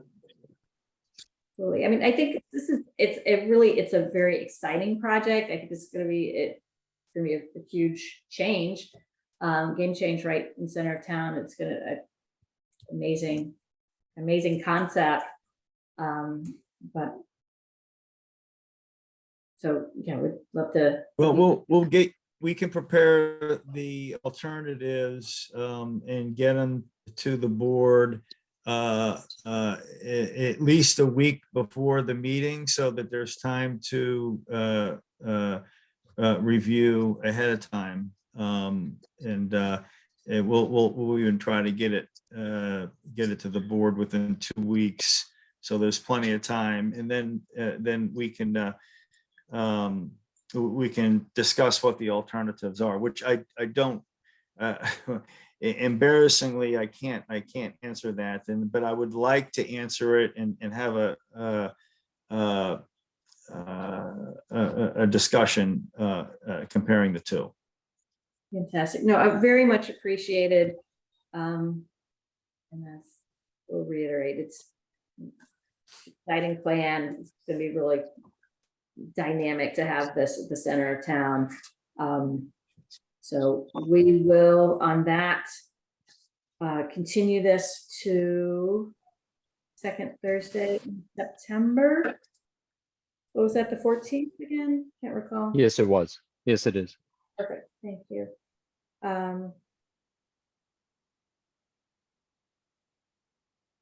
Rob, would you make a motion to continue that, please? Certainly. Actually, I'm sorry, I'm just backtracking. I will have the applicant request a continuance and then we can vote on it. how, we'll do it properly. Sorry about that. The applicant does request a continuance. Thank you very much. I move to allow a continuance of the matter regarding the petition of Bruce D. Wheeler, trustee of JB McLean House Realty Trust and 148 Park Street Realty Trust for a variance to allow a setback within their Wait, proposed wait, project. We're just continuing the hearing. Thank you. I second. All right, that's and Bob, yes. Yes, absolutely. John, Yes. me as well. All right, we will see you in a month. Thank you for working through this with us. I know you've spent hours and many meetings with CPC, and so apologies that we are one more step in the process and getting up to speed on it. So we appreciate you taking the time and we appreciate your presentation. We just want to make sure we have all the information. Yeah. to work with you It's guys our on it. pleasure, and I apologize that we weren't better prepared to answer that question.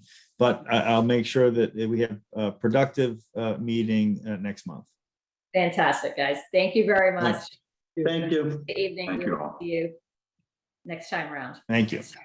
All right. Good night. Right, all right, we are down to last but not least, 299 Main Street. We have another request for, well, a request for a special permit. Da, da, da. Come here. That is so small on my screen, Kathy. I'm gonna flip to my version here. Oh, is it? Oh, sorry. And it's also getting late. I've been looking at a lot of documents today. I'm just gonna read the hearing notice. A virtual public hearing will be held on Thursday, August 10th, 2023 at 7 p.m. on the petition of Above the Line Production Rentals LLC for a special use permit for cleaning of their fleet, interior, exterior cleaning and vacuuming of associate business Flush LLC at 229 Main Street, North Reading, MA, map 12, parcel 128. All right, we are down to just a few folks here. Do we have? Let's see, do we have someone from the applicant? Sean Nichols for the applicant. John Magazoo is the landlord. Oh, gentlemen, would one of you like to tell us just a little bit about your business, what you're doing, what you're proposing? And Kathy, if you want to scroll down to the site plan, that would be fabulous. Okay, John, I'll go with this. Hi, everybody. I'm Sean Nichols, the Executive Vice President of Above the Line Production Rentals and Flush LLC. We currently are renting the property to do exactly that, clean our vehicles. We are a very reputable, high-end equipment rental company we rent trucks, stock cars, vans, and trailers to the production industry in Massachusetts. So what we do here is anything that's returned to us from a movie production, we bring back and detail it, real quick. Wax, wash, vacuum, all that stuff. In turn, bring it back down to our property where all the vehicles are stored and registered at 75 Main Street and store them for the next time they go out. All right. And one thing I was a little confused about in the application, it says your business operation is down the street at, where was that? Looking here. At It's 75 Main Street. Yep. And so what's happening here? Is it storage of the vehicles and then? No maintenance? storage. Nope. All the vehicles are stored at 75 Main Street. What happens is after they come off rent, then the building is being strictly used to detail the vehicles. 75 Main Street doesn't have a high enough garage for us to bring the vehicle inside. and detail in there. So we've rented this property from John Magazoo to do just that. So once the equipment comes off rent, we give it a quick detail up at 299 Main Street, and then we bring the vehicle right back to our lot where it is stored at 75 Main Street, where it is stored and registered. And can you just so we understand the whole lot layout, who do we have up on at the front by the street? That's the motorcycle place Mhm. and the hairdresser Okay, and 2 residential apartments. and then the middle of the parcel, that's what we have highlighted here in yellow. Correct. It's an enclosed building. That is correct. Is that a- There should be okay. pictures. Kathy, can you show her the pictures of the building? Yeah, hold on. Did you get pictures? I didn't think I saw pictures. It was later in the day. I sent them by email. May not have received those. See what we got. Let me do it another way. This one.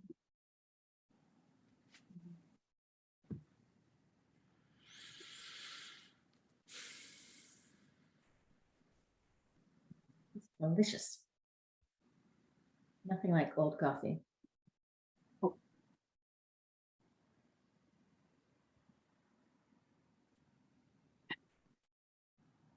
It's right across the street from Dunkin' Donuts, next to the Hypothecary. So, Kathy, you're flipping through a bunch of pictures. Why don't we start at the top and then applicant can just kind of, we'll go through them one by one and they can tell us what we've got, what we're looking at. Okay, so this is a building that I believe it was originally built by the O'Rourke's. I'm not positive. Either that or it was built by Zanelli. Zanelli Equipment was there for many years till he moved to Medford. And then the motorcycle place had a business partner that was in there. But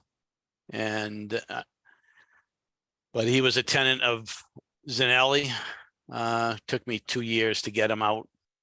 He still has stuff on the site that I can't even get rid of because the attorney has me restricted from getting rid of his stuff.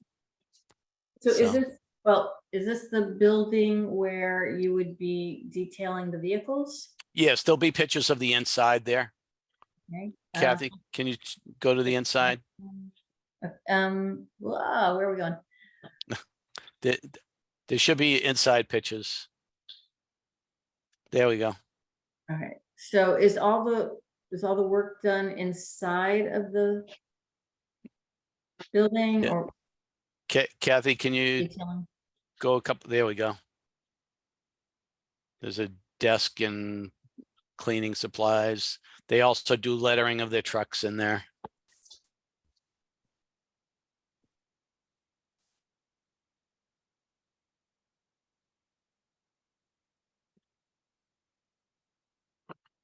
Last one.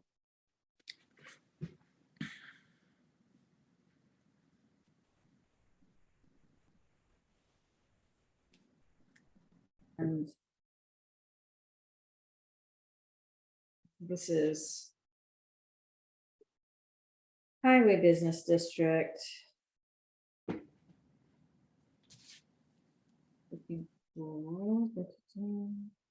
So these interior photos that you're showing, is that the yellow highlighted portion of that Yes. aerial view? Yep. Well, the aerial view, it has a building, a structure that says garage.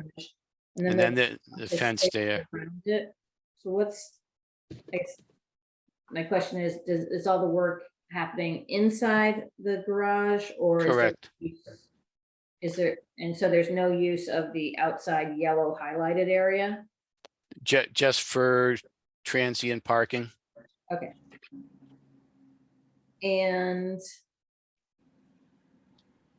how many vehicles are there at a time? 6, 8, 10, 12. Could be up to around, 14 vehicles. We fit at least 4 inside, 3 or 4 inside. And then, there's old salt sheds that were there that, you could see there's, we could fit 2 vans in each shed, 2 trucks in each shed. And then there's, so you can see those sheds. So, so there's 2 4 spots. And then, we roughly have, depending on how many vehicles are coming back and whatnot. I mean, I could say anywhere from 10 to 14 down to 5. It's a rotation of what's being rented and what's coming back. And it's all fenced in. Is there, I don't see those sheds on the site plan you provided, do I? Let me look. It's attached to the building. Yeah, I think that's just the surveyor just showed the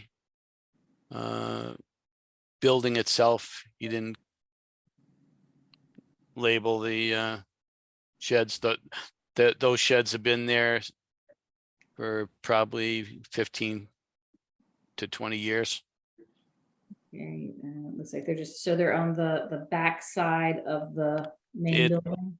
If you're looking at the plot plan, they're to the right of that building. And then if you go all the way back your property, there's one more structure. What's that? To the right, you're talking about? Mhm. That's actually 4 Pluff Ave. It's a separate lot that's going to be developed in the future. Okay, so it's not, is access through, oh no, you have Pluff Ave running down the side, Yeah. so there's access to that, but that's not part of this property. That way, Right. This is like 600 feet frontage on Pluff. okay, gotcha.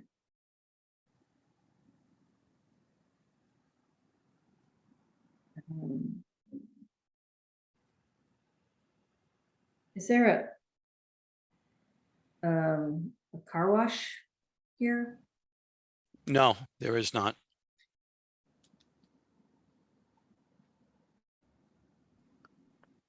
Car wash spray booths are down at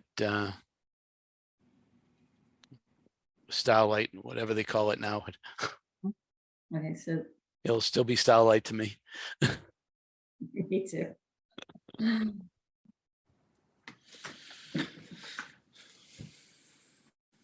John, are you getting your steps in? I am.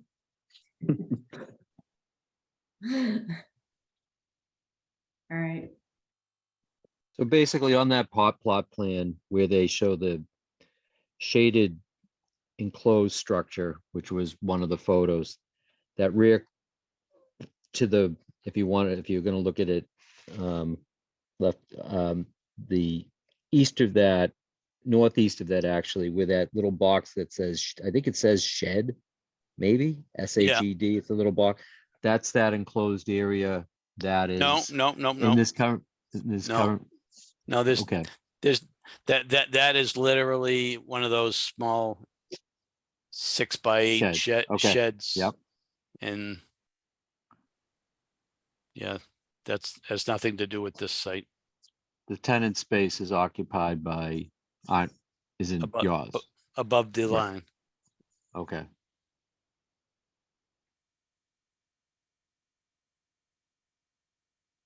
Just so I'm clear, the property we're talking about is really it's the rectangle on the left is the property. Correct. The rectangle with the structure in the middle on the right-hand side is not even this property, this one. That's correct. Yeah. That's not even this. So you're talking about use of the garage building that's highlighted as well as the sheds that are attached to the garage, but not shown on this plan. Correct. And just to recap what we've heard so far, it's vacuuming, detailing, but not car washing. Correct. Okay, all right. Yeah, and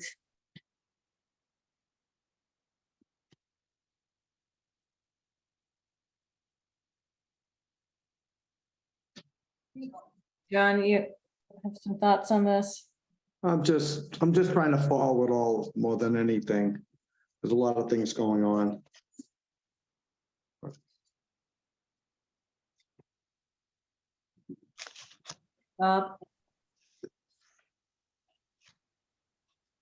So if it's a special permit for the cleaning of the interior, exterior cleaning and vacuuming of associate business Flush LLC, that's not above the line. So is that I was So- in the area, is Flush is that so what is Flush? Flush is a sanitation business. Okay, so you're going to be cleaning the interior and exterior of the sanitation trucks. No, Okay. the only thing that goes up there are trailers.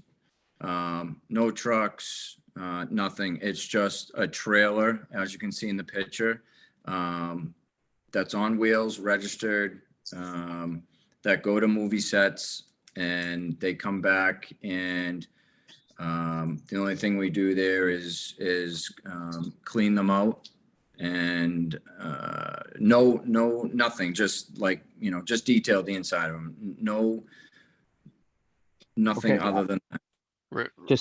Just so, because I'm reading the hearing notice, and it specifically says cleaning of their fleet of associate business, Flush LLC. So and I think that in one of the comments made by, I think the interested party, or I thought I remember, like, it might have been asked by CPC. It sounded as if you're going to be cleaning the interior and exterior of the Flush the Flush vehicles. That's not the case. Can I interject here? Sure, thank you. Okay, Please. so Flush, above the line, a fence company, and a couple of other businesses are all owned by a gentleman named Ralph Caruso. Okay. Ralph is 100% owner of all these companies, so he has multiple vehicles. All these vehicles come there, get their interiors spot. He likes very clean interiors of vehicles. So the leathers get polished, the windows get cleaned up. If there's a broken cigarette lighter, it gets replaced. Door handles, if they need lettering, he does his lettering there. That's the use of the property. And he doesn't have the space down at 75 Main Street. So he owns multiple businesses. So that's Flush is one of his businesses. It's not that he has trailers. Like if a trailer comes back and a mirror is broken, or a toilet seat needs to be replaced, or hinge on a door, those kind of things are other adjustments that they do, but it's not like they're doing engine work in axle and greasy stuff. And no cleaning of portable toilets. And No no cleaning. cleaning of portable No. toilets. No. All right, I'm sure that's a concern. Yes. And he said it's transient only. They come over, they get their detailing done. Once that's done, they go back to 75 Main. Is there overnight parking At seven, at so, 2 Main here? oh, yes, absolutely. You're not gonna, you're not gonna finish all your workload in any given day.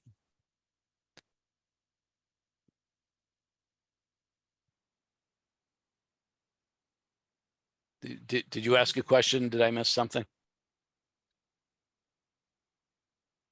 No, did we have, was there a couple people there from the community who had some questions? My name is, Larry, if you'd give your name and address for the record, please. yeah, my name is Lawrence Susi. I live at 4 Alston Road, which is sort of across the street. And my question is hours of operation. You know,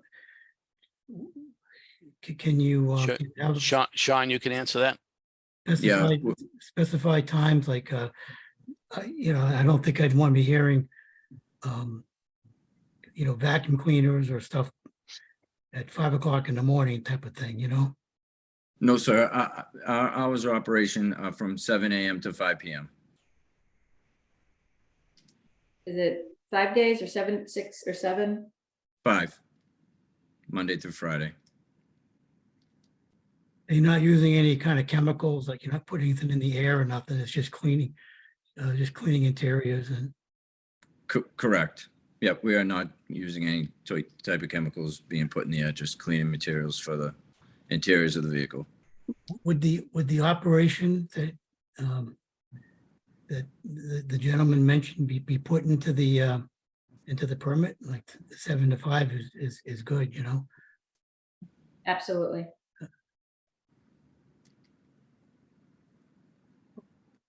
Well, welcome to the neighborhood. Thank you. All right. Was there other questions or comments from the community? Curious. Oh, sorry. You can. No. You're always welcome to speak, Bob, as well.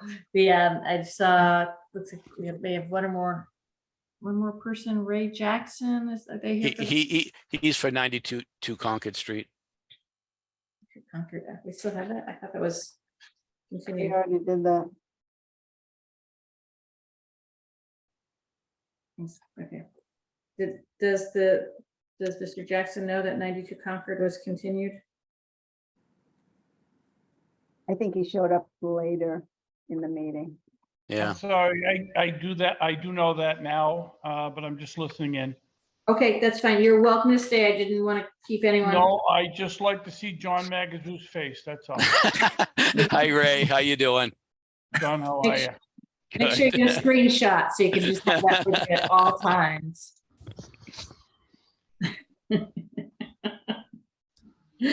All right. Funny guy. Okay, so we have. I think that was, I had one of the concerns, I think that you did, Bob, on just from reading the application on what exactly the use was, because that was a little potentially scary. I'll still add the comments from CPC. Asking applicant what exactly will be cleaned, same things we did. So there's no, well, No portable toilets. no portable toilets. What is there? No feces and what just about water usage? Is there? You already said there's not car washing here. You do that down the right. road. That's down the street. CPC was recommending a 1-year time limit on a permit if granted to ensure that the operation is compatible with a neighborhood. I think that's not a bad idea, CPC. All right. Anything else before we wrap this up? I'm sorry, John, did you say something? You were kind of in and out? No, I'm just rehashing the notes that I have. I'm sorry. No worries. I just want to make sure that everyone's getting what they need. Bob, anything Any other questions? You guys, do you take care of all the removal of anything that is replaced? In other words, you know, if you had a torn interior, does that just, do you just dispose of all of that on a regular basis, or is it done through usual DPW contract kind of relationship? Like, in other words, if you had to replace, if these interiors are supposed to be this fastidiously cleaned or replaced, as might be the case or need regarding use or production or renter, you know, is this increased activity going to increase Trash. waste, trash? No, Okay. no, because majority of our equipment never gets to the point where we have real old pieces of equipment where, you know, everything is all usually brand new, 3-4 years old. And then we, you know, sell the older parts of the fleet, bring in new parts of the fleet. So it's never real like torn interior that would go to, if there was damage like that to that depth, it would go to the dealership and a seat would get repaired, and that wouldn't even be done, you know, with us. So everything that we own majority of it is all new and, you know, is rotated. So. Thank you. Thank you. Kathy, would you put the plot plan back up for a moment? Yep. Thank you.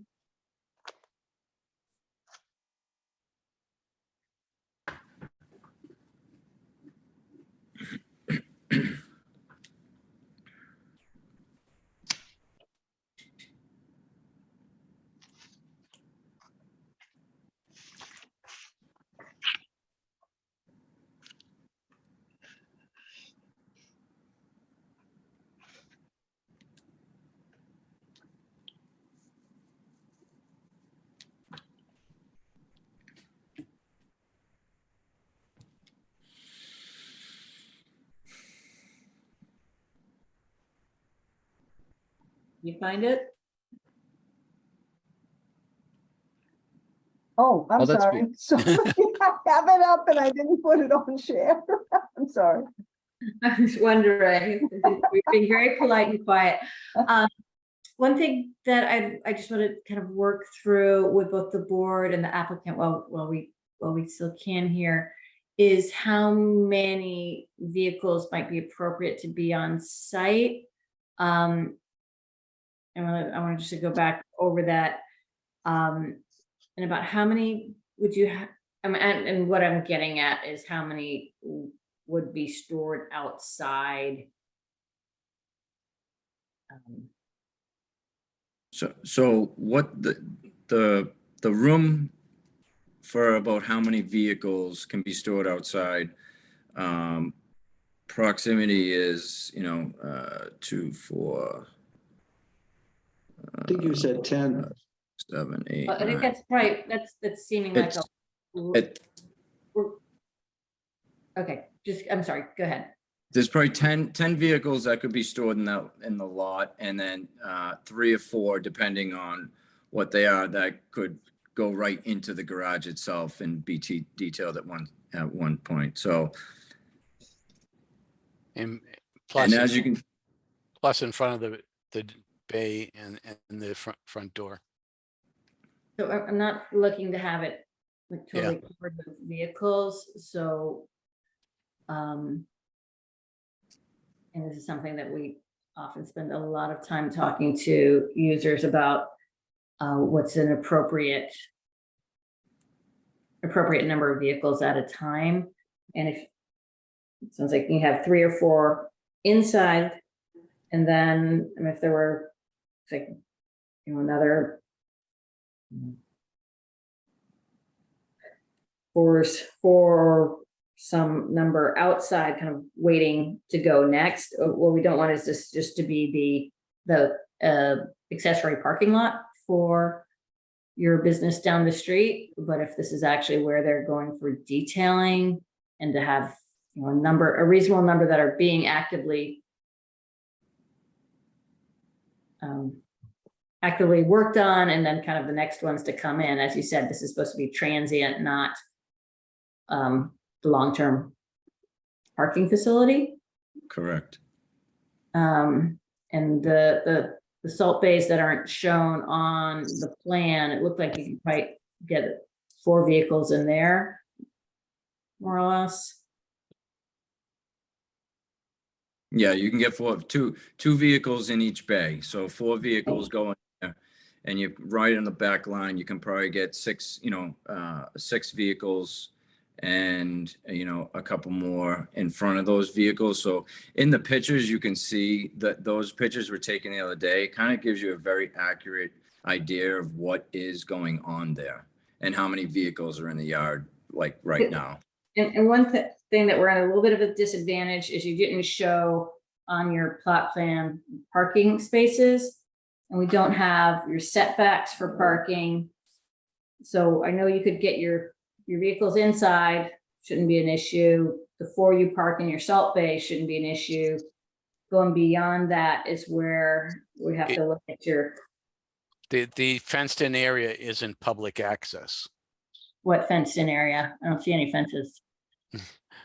Kathy, you want to show them the Oh. fences? The whole area is fenced in. Okay, it's not even just because it's fenced. That doesn't mean you can still go up to your, Well, the fenced in area locks up at night.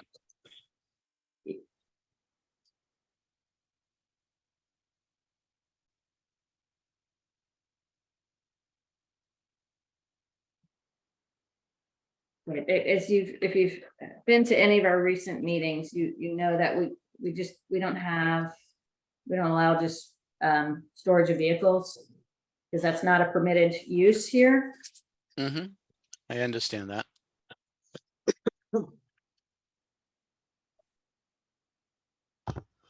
So I'm a little confused. Is it 4 inside and 10 outside? Because I believe that's what the applicant originally said a while back. Yes. So it is 4 and 10. Mm-hmm. That's what was requested. We don't have to approve that, and that's what I was trying to work through here. What actually makes sense on this lot. Because we're not, if we were to approve it, we're not approving a parking lot, we're approving a detailing Right. business that can have some number of vehicles coming into detail. But if you can't detail, if they're not going to be processed for detailing, they shouldn't be sitting here. Right. Sometimes they are waiting for parts.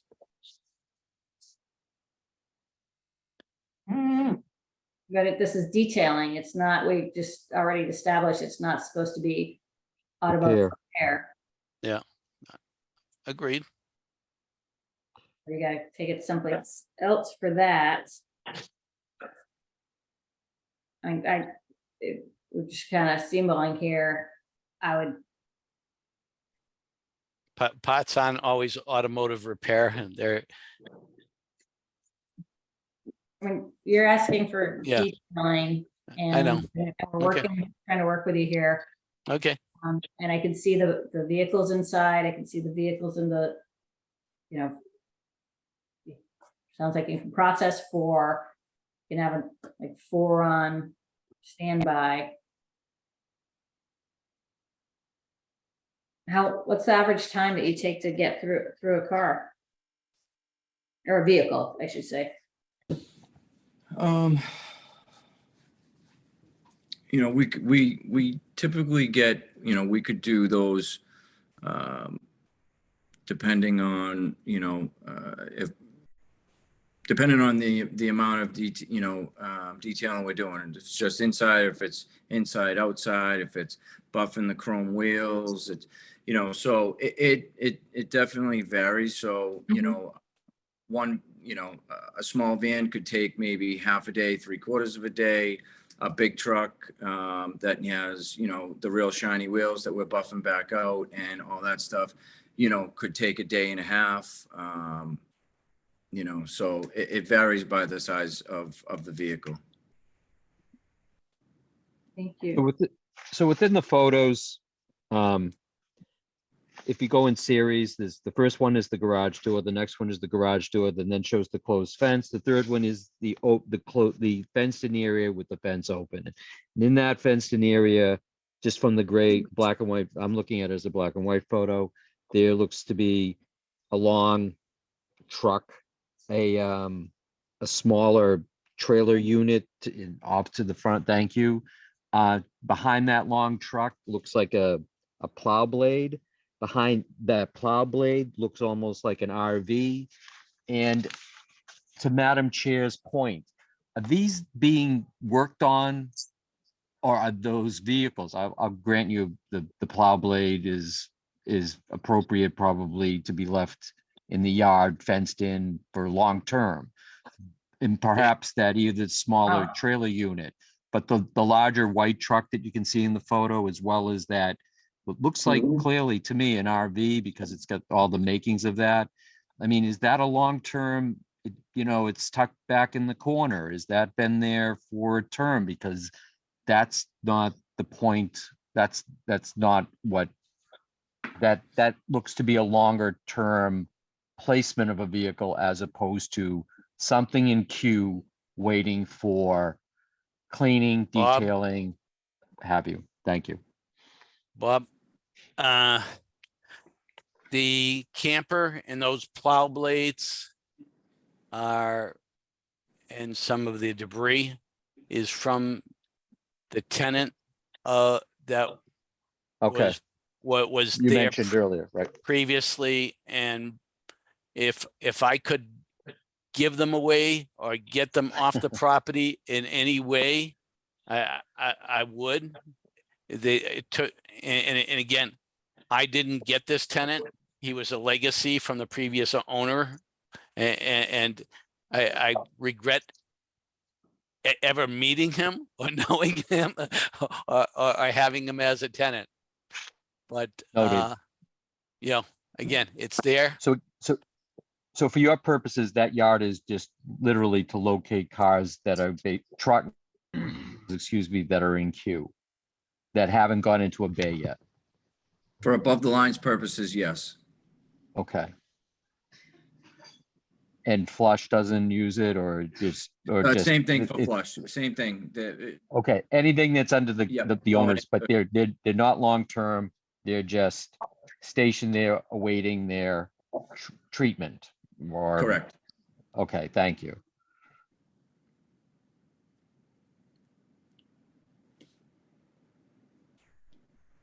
I just wanted to go back and check our regs on allowable parking.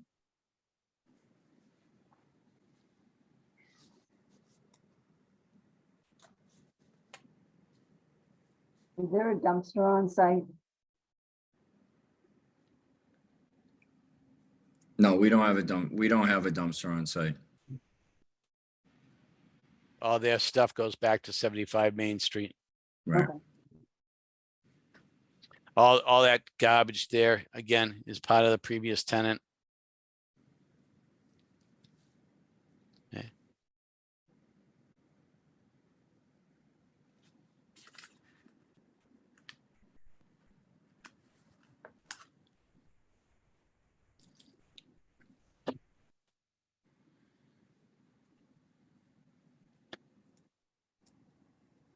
They have 20-foot side and rear setbacks.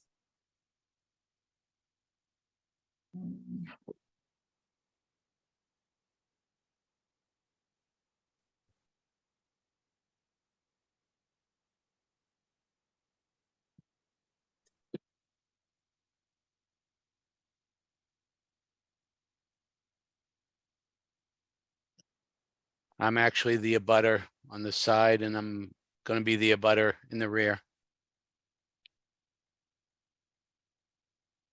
Okay.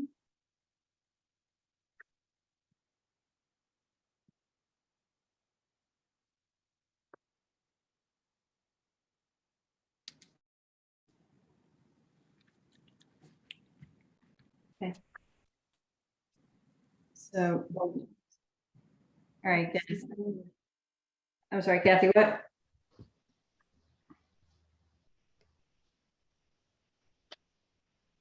What did you say, Jen? Oh, Did you speak, Kathy? no, I was wondering whether the chair did. No. I thought you had said something. I was just double checking. No. I think we, and that's really just gonna be a question for us board on what you think appropriate number of space of vehicles, if that were to be granted a special permit for this detailing business. Again, it would have to include, there's no engine mechanical or no engine repair. No car washing, detailing. This is not for long-term storage of vehicles. It's really only the vehicles that are there to be serviced. And we would put a cap on that number and some number that made sense with the business operation and then the hours of operation that applicant had mentioned earlier. What else we got? Let's, I know this has been a late night. Let's get this wrapped up, get everyone on their way. Perhaps a point, if I got like I would like to ask the applicants, in the event that you're awaiting a part, which slows down the queuing, a vehicle in queue. If it isn't clean, does it go down to the other location and come back when it's ready to be worked on, or only finished vehicles put in, was it 75 Main? Yeah, 75 Main. If there was a part that was, there's really no parts, to be honest with you, that we can't get right away. If there was something that was like being held up, that means that truck needs some extensive part that we wouldn't do at that facility. So if the business is Monday through Friday, and in order to avoid or sidestep or alleviate any need for what long-term parking is obviously difficult. One person's long-term parking is another person's storage. So the question maybe for me is, could you offer an opinion as to how long is any one vehicle at this site from the minute it arrives till, from the time it arrives, Monday, 9 a.m. until it leaves? What's the quickest turnaround? What might be the longest turnaround? Because that, I think, addresses the idea of how many vehicles can be there and not obviate or violate or get around this idea of long-term parking, which we are trying to prevent. Yeah, so I would say, the quickest turnaround is in that same day. And if we have 10 cars in the lot, it's a Friday night, and we have seven more vehicles in the lot to be cleaned, we're going to come back in on Monday. Those 7 will be cleaned, that week, within a week's time frame, probably something within 3 to 5 days, and then rotate again. So I don't know, that's kind of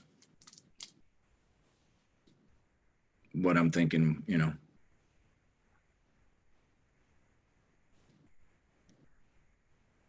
So if 4 are inside, if 4 are max, is it inside a bay total? How many are sitting outside? The interior bays can hold, did you say, is it 4 vehicles or 8? Yeah, no, it could be up to 4. So if it's the vans, you can fit 4 vans in there. And but if it's one of those big box trucks, you really got, one big box truck and one pickup truck. So it might be 2 vehicles in there. So it does depend on the size of the vehicles, how many we can get in there at one time to get the detailing done. And that's where the the efficiency of turning the vehicle around, how long it's going to take is when you got a big box truck like that, that you're buffing out and cleaning the, the wheels and whatnot, and then doing the interior. That truck it's got more space to detail. So it's going to take at least a day to, work through that whole vehicle. So a way to address that, Bob, is we focus on how many vehicles can be outside, so they can put Sure. their 3 to 4 inside, and then for the building inspector's benefit, we set a number that can be outside overnight, and then that's the max, or how many can be on the lot. So if it's 4 or 6 or whatever the number is that we think is appropriate, if we think any are, we set that number, and that gives the building inspector finite number he can enforce. And I was looking for the input from the applicant for that purpose, just because this is the business that they do, but their business can't be primary to our prevention of long-term parking as it might be otherwise thought of. So that's what I was trying to get to. So I have nothing further to ask with regard to the public hearing.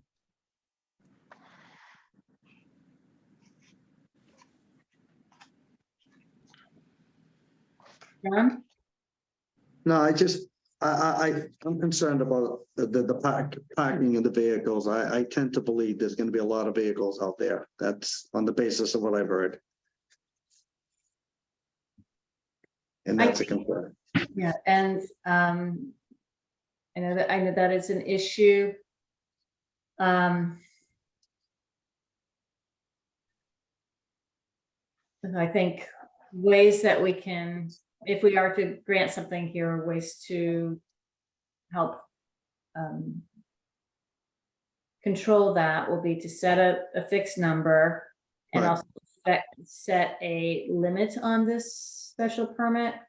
For example, we could grant it for a year, and then if either neighbors or the building inspector are having issues with enforcement, then would not be renewed.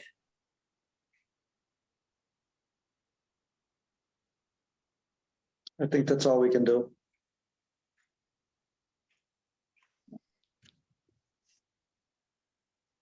Yeah, and it's sort of it gives them an opportunity to run their business, see if they can do it in a manner that doesn't disturb neighbors. And Can I make one point? yep, you're the neighbor. No, I'm not the neighbor. I'm the landlord. Well, you also said you were the butter, right? That is true. I am the butter. That I don't think I count. But anyways, the previous 2 businesses in there were such overstacked of that yard.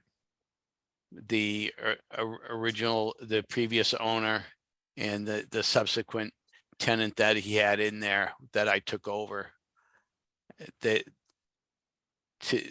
These gentlemen have been really a blessing to me as a landlord, because they keep my property clean, and that's all a landlord wants, is somebody to respect their property.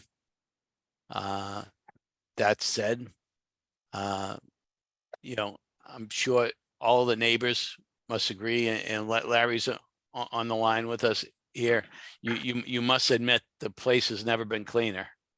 The TCE equipment every place, and then that Greenberg had junk cars and absolutely an eyesore.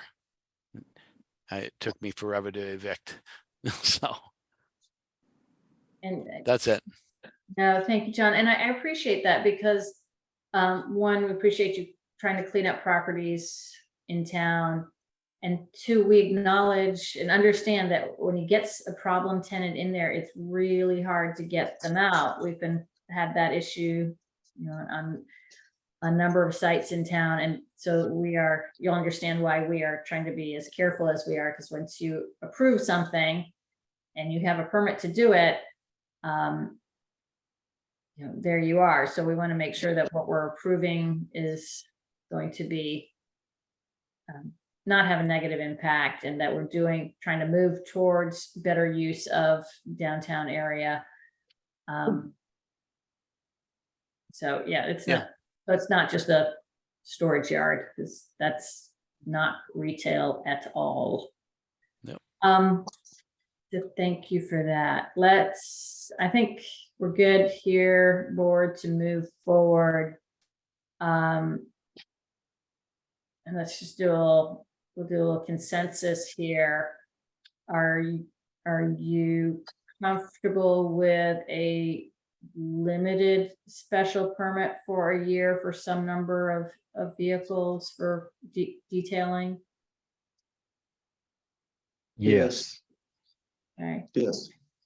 And again, the special permit would specify that it's for vehicle detailing, cleaning and detailing, vacuuming, no car wash, no engine repair.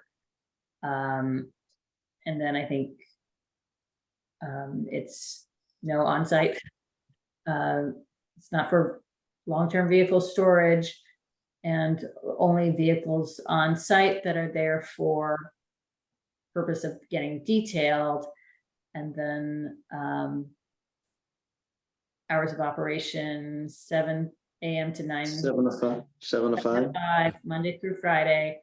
And then where I'm sort of still trying to get that number, and I know Bob, you were trying to work on it too. It's for the number of vehicles that could be outside. I'm thinking it's somewhere, 4 fit in the bays outside the sheds.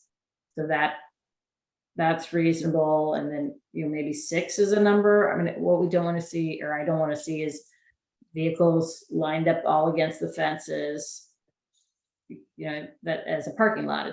That's not what it's supposed to be. So I could see, like 4 is easy, 6 maybe if you feel like more vehicles are okay. What do you think, guys? I think that's reasonable, Jen. I think it's reasonable. And to that point, if by giving, in my mind, by 6 was probably all due respect to the applicant, that was probably my high number. And if it were to go above that, and I have every belief that Mr. Knoll would be able to monitor this activity. And given the 1-year permit, the parties will return and it will have a very clear idea of the activity. I have every hope, if not confidence, that they'll follow the intent, the dictates that we've more or less approached with them through the conversation tonight. And again, Madam Chair's note to the landlord of that they've got what looks like a really good tenant. I don't want to frustrate their business purpose, while at the same time, I don't want to create a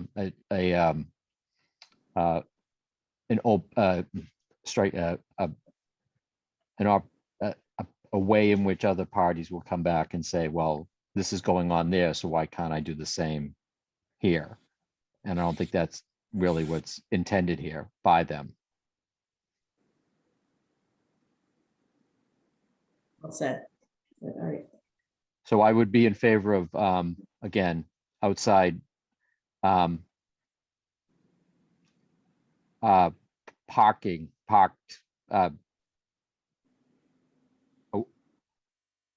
and awaiting vehicle to be a number at the of 6.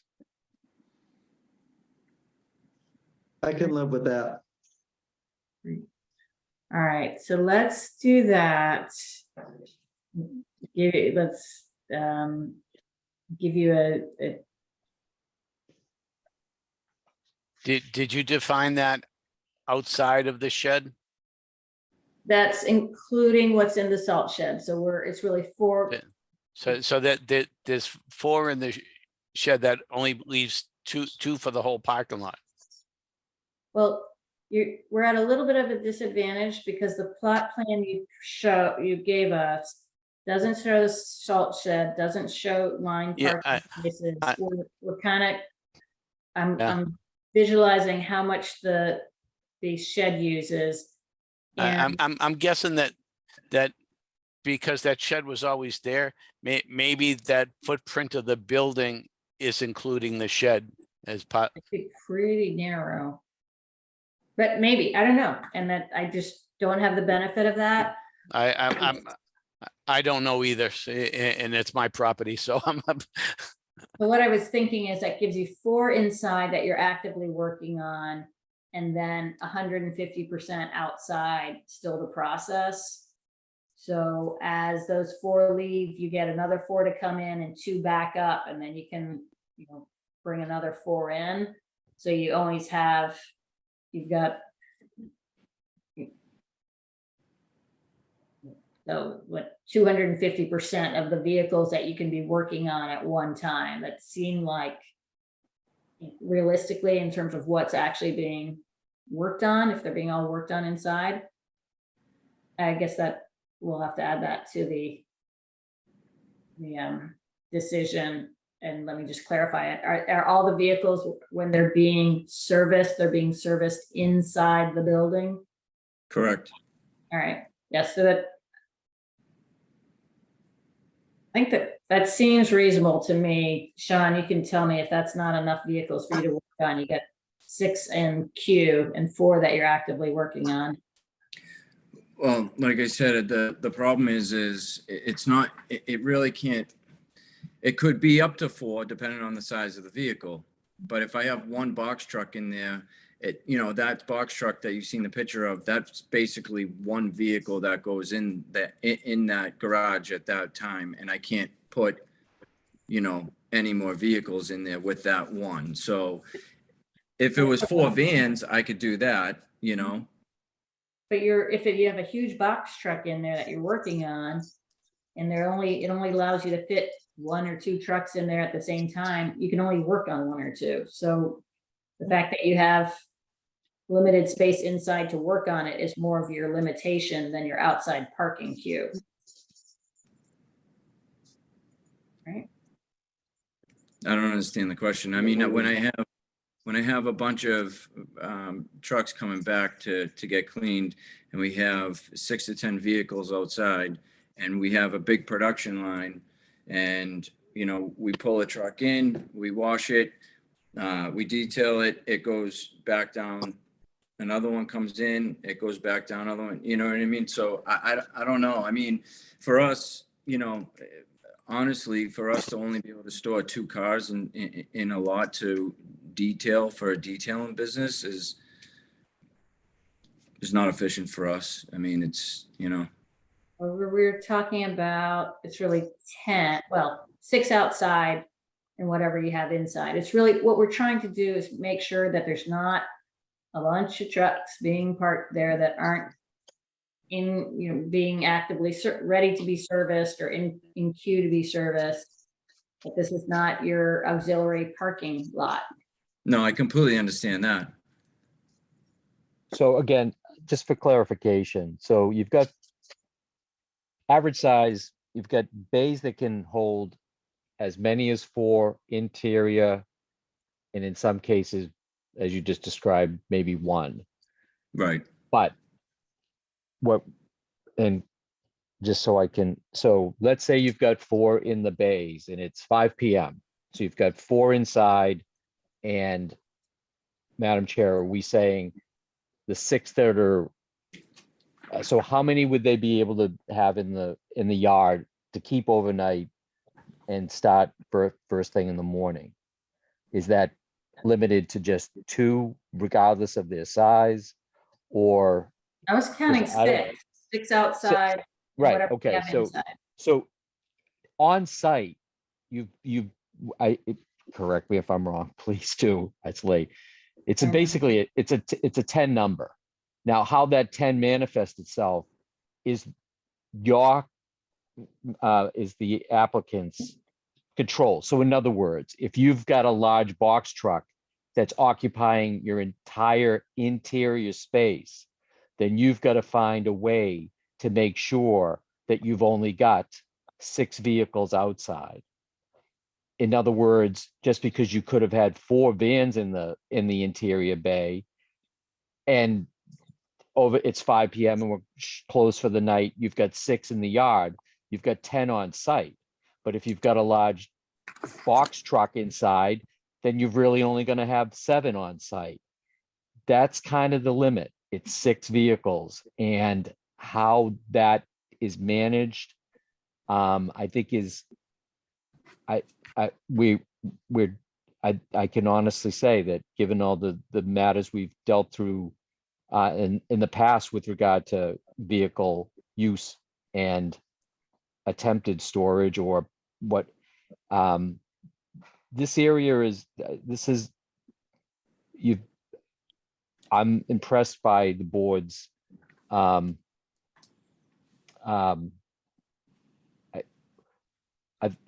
trust me when I say I think we're really trying to work with you on this one, and without betraying anybody else who's ever been before us. So to me, it's no more than 6 outside. However many you keep inside, Here's it doesn't matter, right? Right? question- Well, is it Question right? for you. Just to consider, and just speaking out loud, don't know that I don't have a final thought on this yet, but we could set that limit, the 6 for overnight. So if they happen to have, 10 stacked up during working hours and they get them all processed and then back off site, and there's no more than 6 on site outside for the queue in the morning, is that what you think about that? I'm not sure how I feel about it as opposed to a flat number, because it really puts more of an effort on Jerry to come by at night rather than, that's why I like the 6 flats, because he could come by anytime and say, yes, you're compliant, you're not. And I'll go you one better. I actually want to modify the grant to a 10 to make sure that there might be none outside on Saturday and Sunday. In other words, it's one thing to say, hey, this is the business week, Monday through Friday, we're going to allow you to have 6 in the outside lot awaiting work through the remainder of the business week.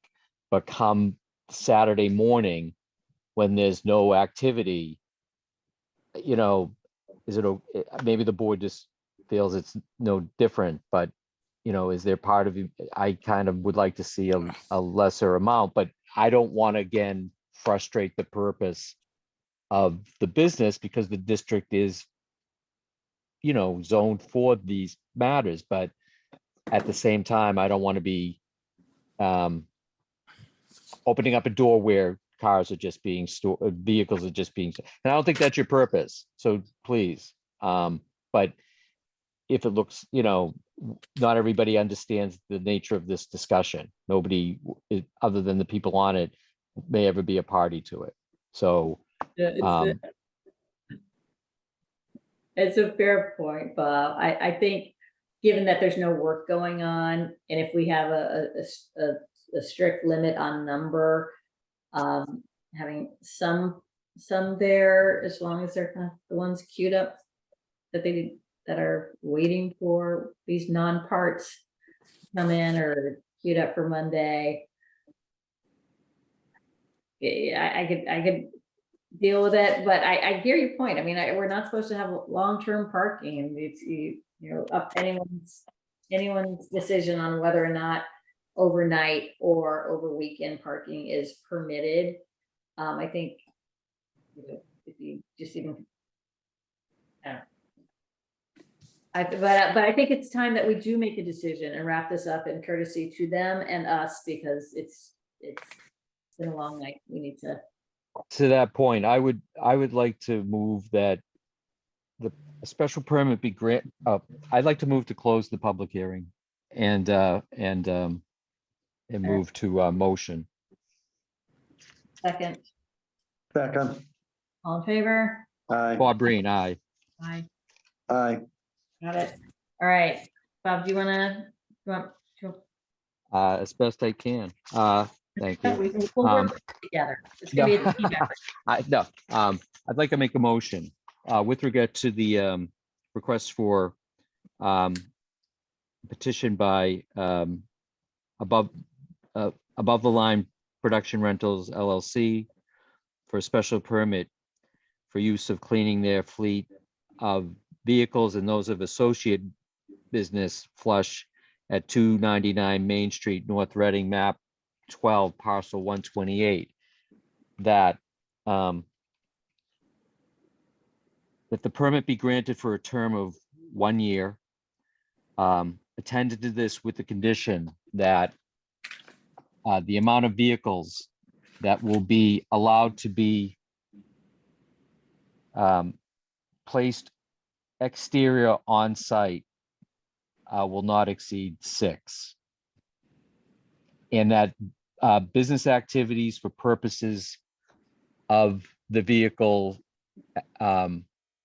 again, cleaning, exterior, interior, vacuuming, etc., will be conducted between the business hours of 7 and 5 p.m.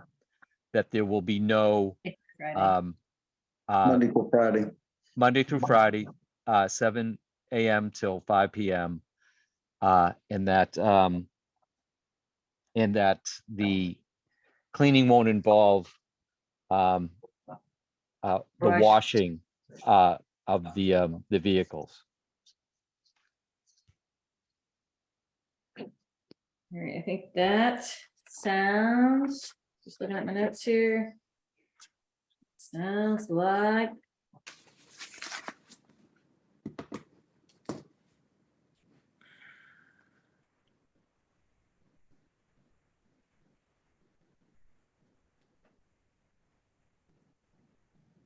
I think that sounds like it.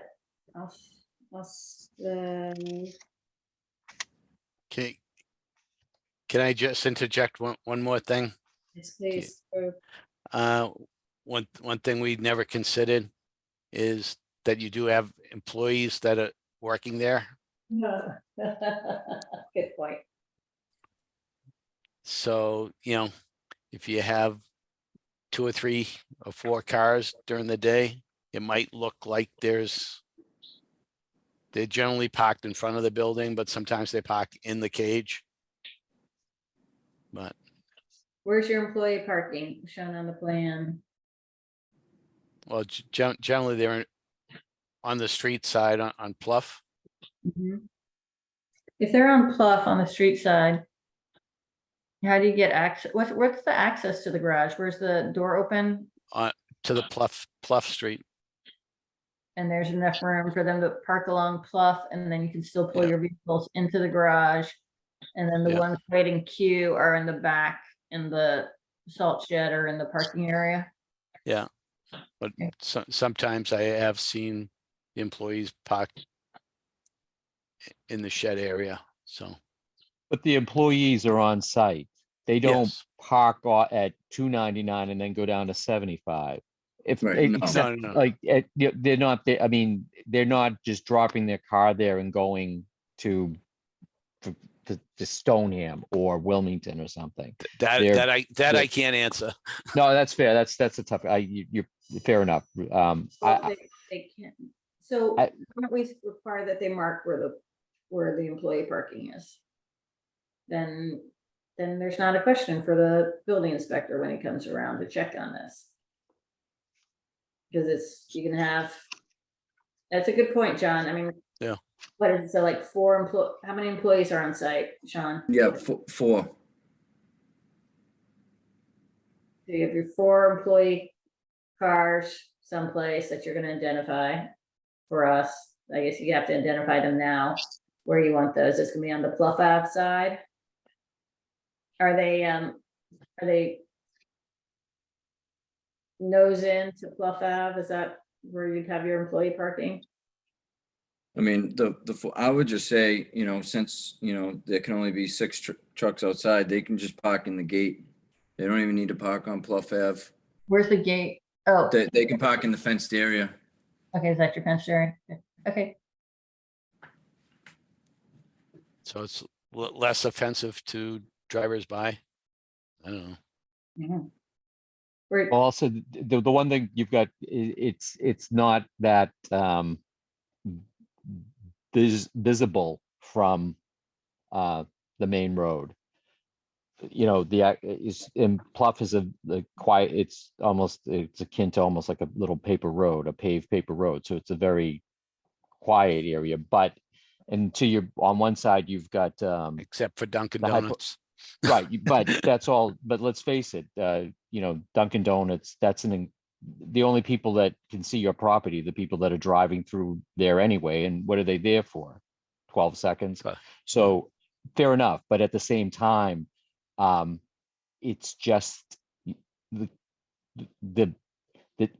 we used the word density in the prior discussion. You've only got so much space. So your vehicles, given the variable that we can't account for, which is the size of them in the queuing system, is the wild card. So to that point, and it's a good one raised, if you locate your employee vehicles inside the fenced area, the yard, it leaves everything else to be understood by, quite frankly, in the inspector, who would be keeping an eye on the activity and making sure it complies with the permit.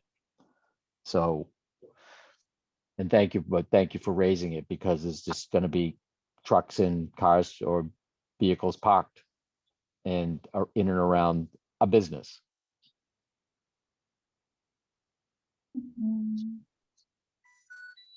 Can I just ask a question to be clear? Because I know one other project that had a lot of issues after the fact about where everybody was parking. Are any of the cars or vehicles that are waiting to be serviced, are they going to be outside the fence? Or is everything going to be inside the fence?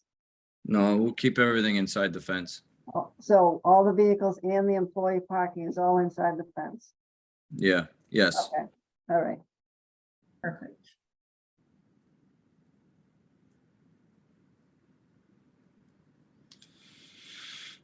All right, So- so we'll, Is there a need to amend the permit request to account for the employee parking, or should that just be understood?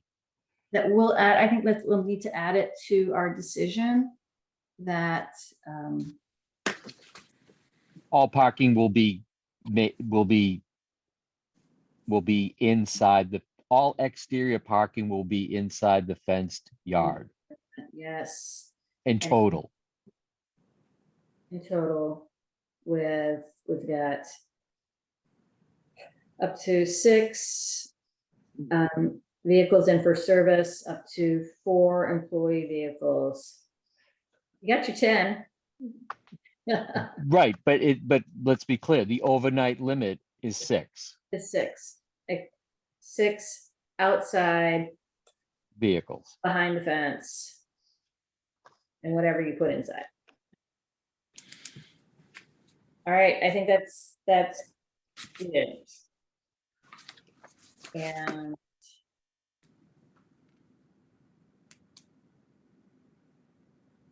Is there a second? Second. again, we're so tired. All in favor? Right. Aubrey and I. Yes, Don. Yes, all right, thank you. So We will write that- that, there'd be a 20-day appeal period. Then you can pick up your permit. Thank you for working through this with us. Thank you, guys. Thank you. And we wish Thank you. Have a great night. continued luck with your business there. Thank you very much. Thank you. Just, Madam Chair, does the special permit go to the owner, or does it go to the named business? It goes to the well, to the applicant, to the named businesses. Okay, thank you. I Does just not wanted, run, it doesn't run with the land like a variance. right, but he did point out that they have several businesses that they, So it's the, whoever was named in the application. The landlord doesn't own the businesses. no, that I understand. I'm just, the way the hearing note, it was like above the line rentals LLC is the petitioner. That's who So, gets this. okay. I just wanted to be clear about that because there was discussion of flush. Thank you. Thank you, everyone. Thank you very much. Night.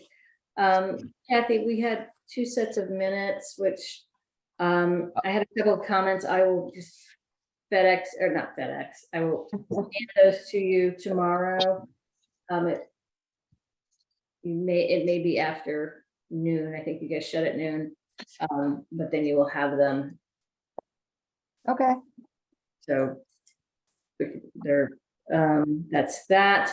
We're on for the 14th. I need you to both to come back for that continuance of the senior housing project. I'm available September 14th. Thank you. I should be. Thank you, John. Thank you. I'm beat. Unless you've got anything else to add, I'm tapping out. I'm all set. I move to close the meeting. I'll second. Thank you, guys. Thank Have a good you. evening. Thanks, Jen. All right. Thanks, Thank you, John. Jen. Thank you, Thank you, Kathy. Bob. Thank you. Thank you, Kathy. thank you for showing up. Night. Night. Good night, all. Good night.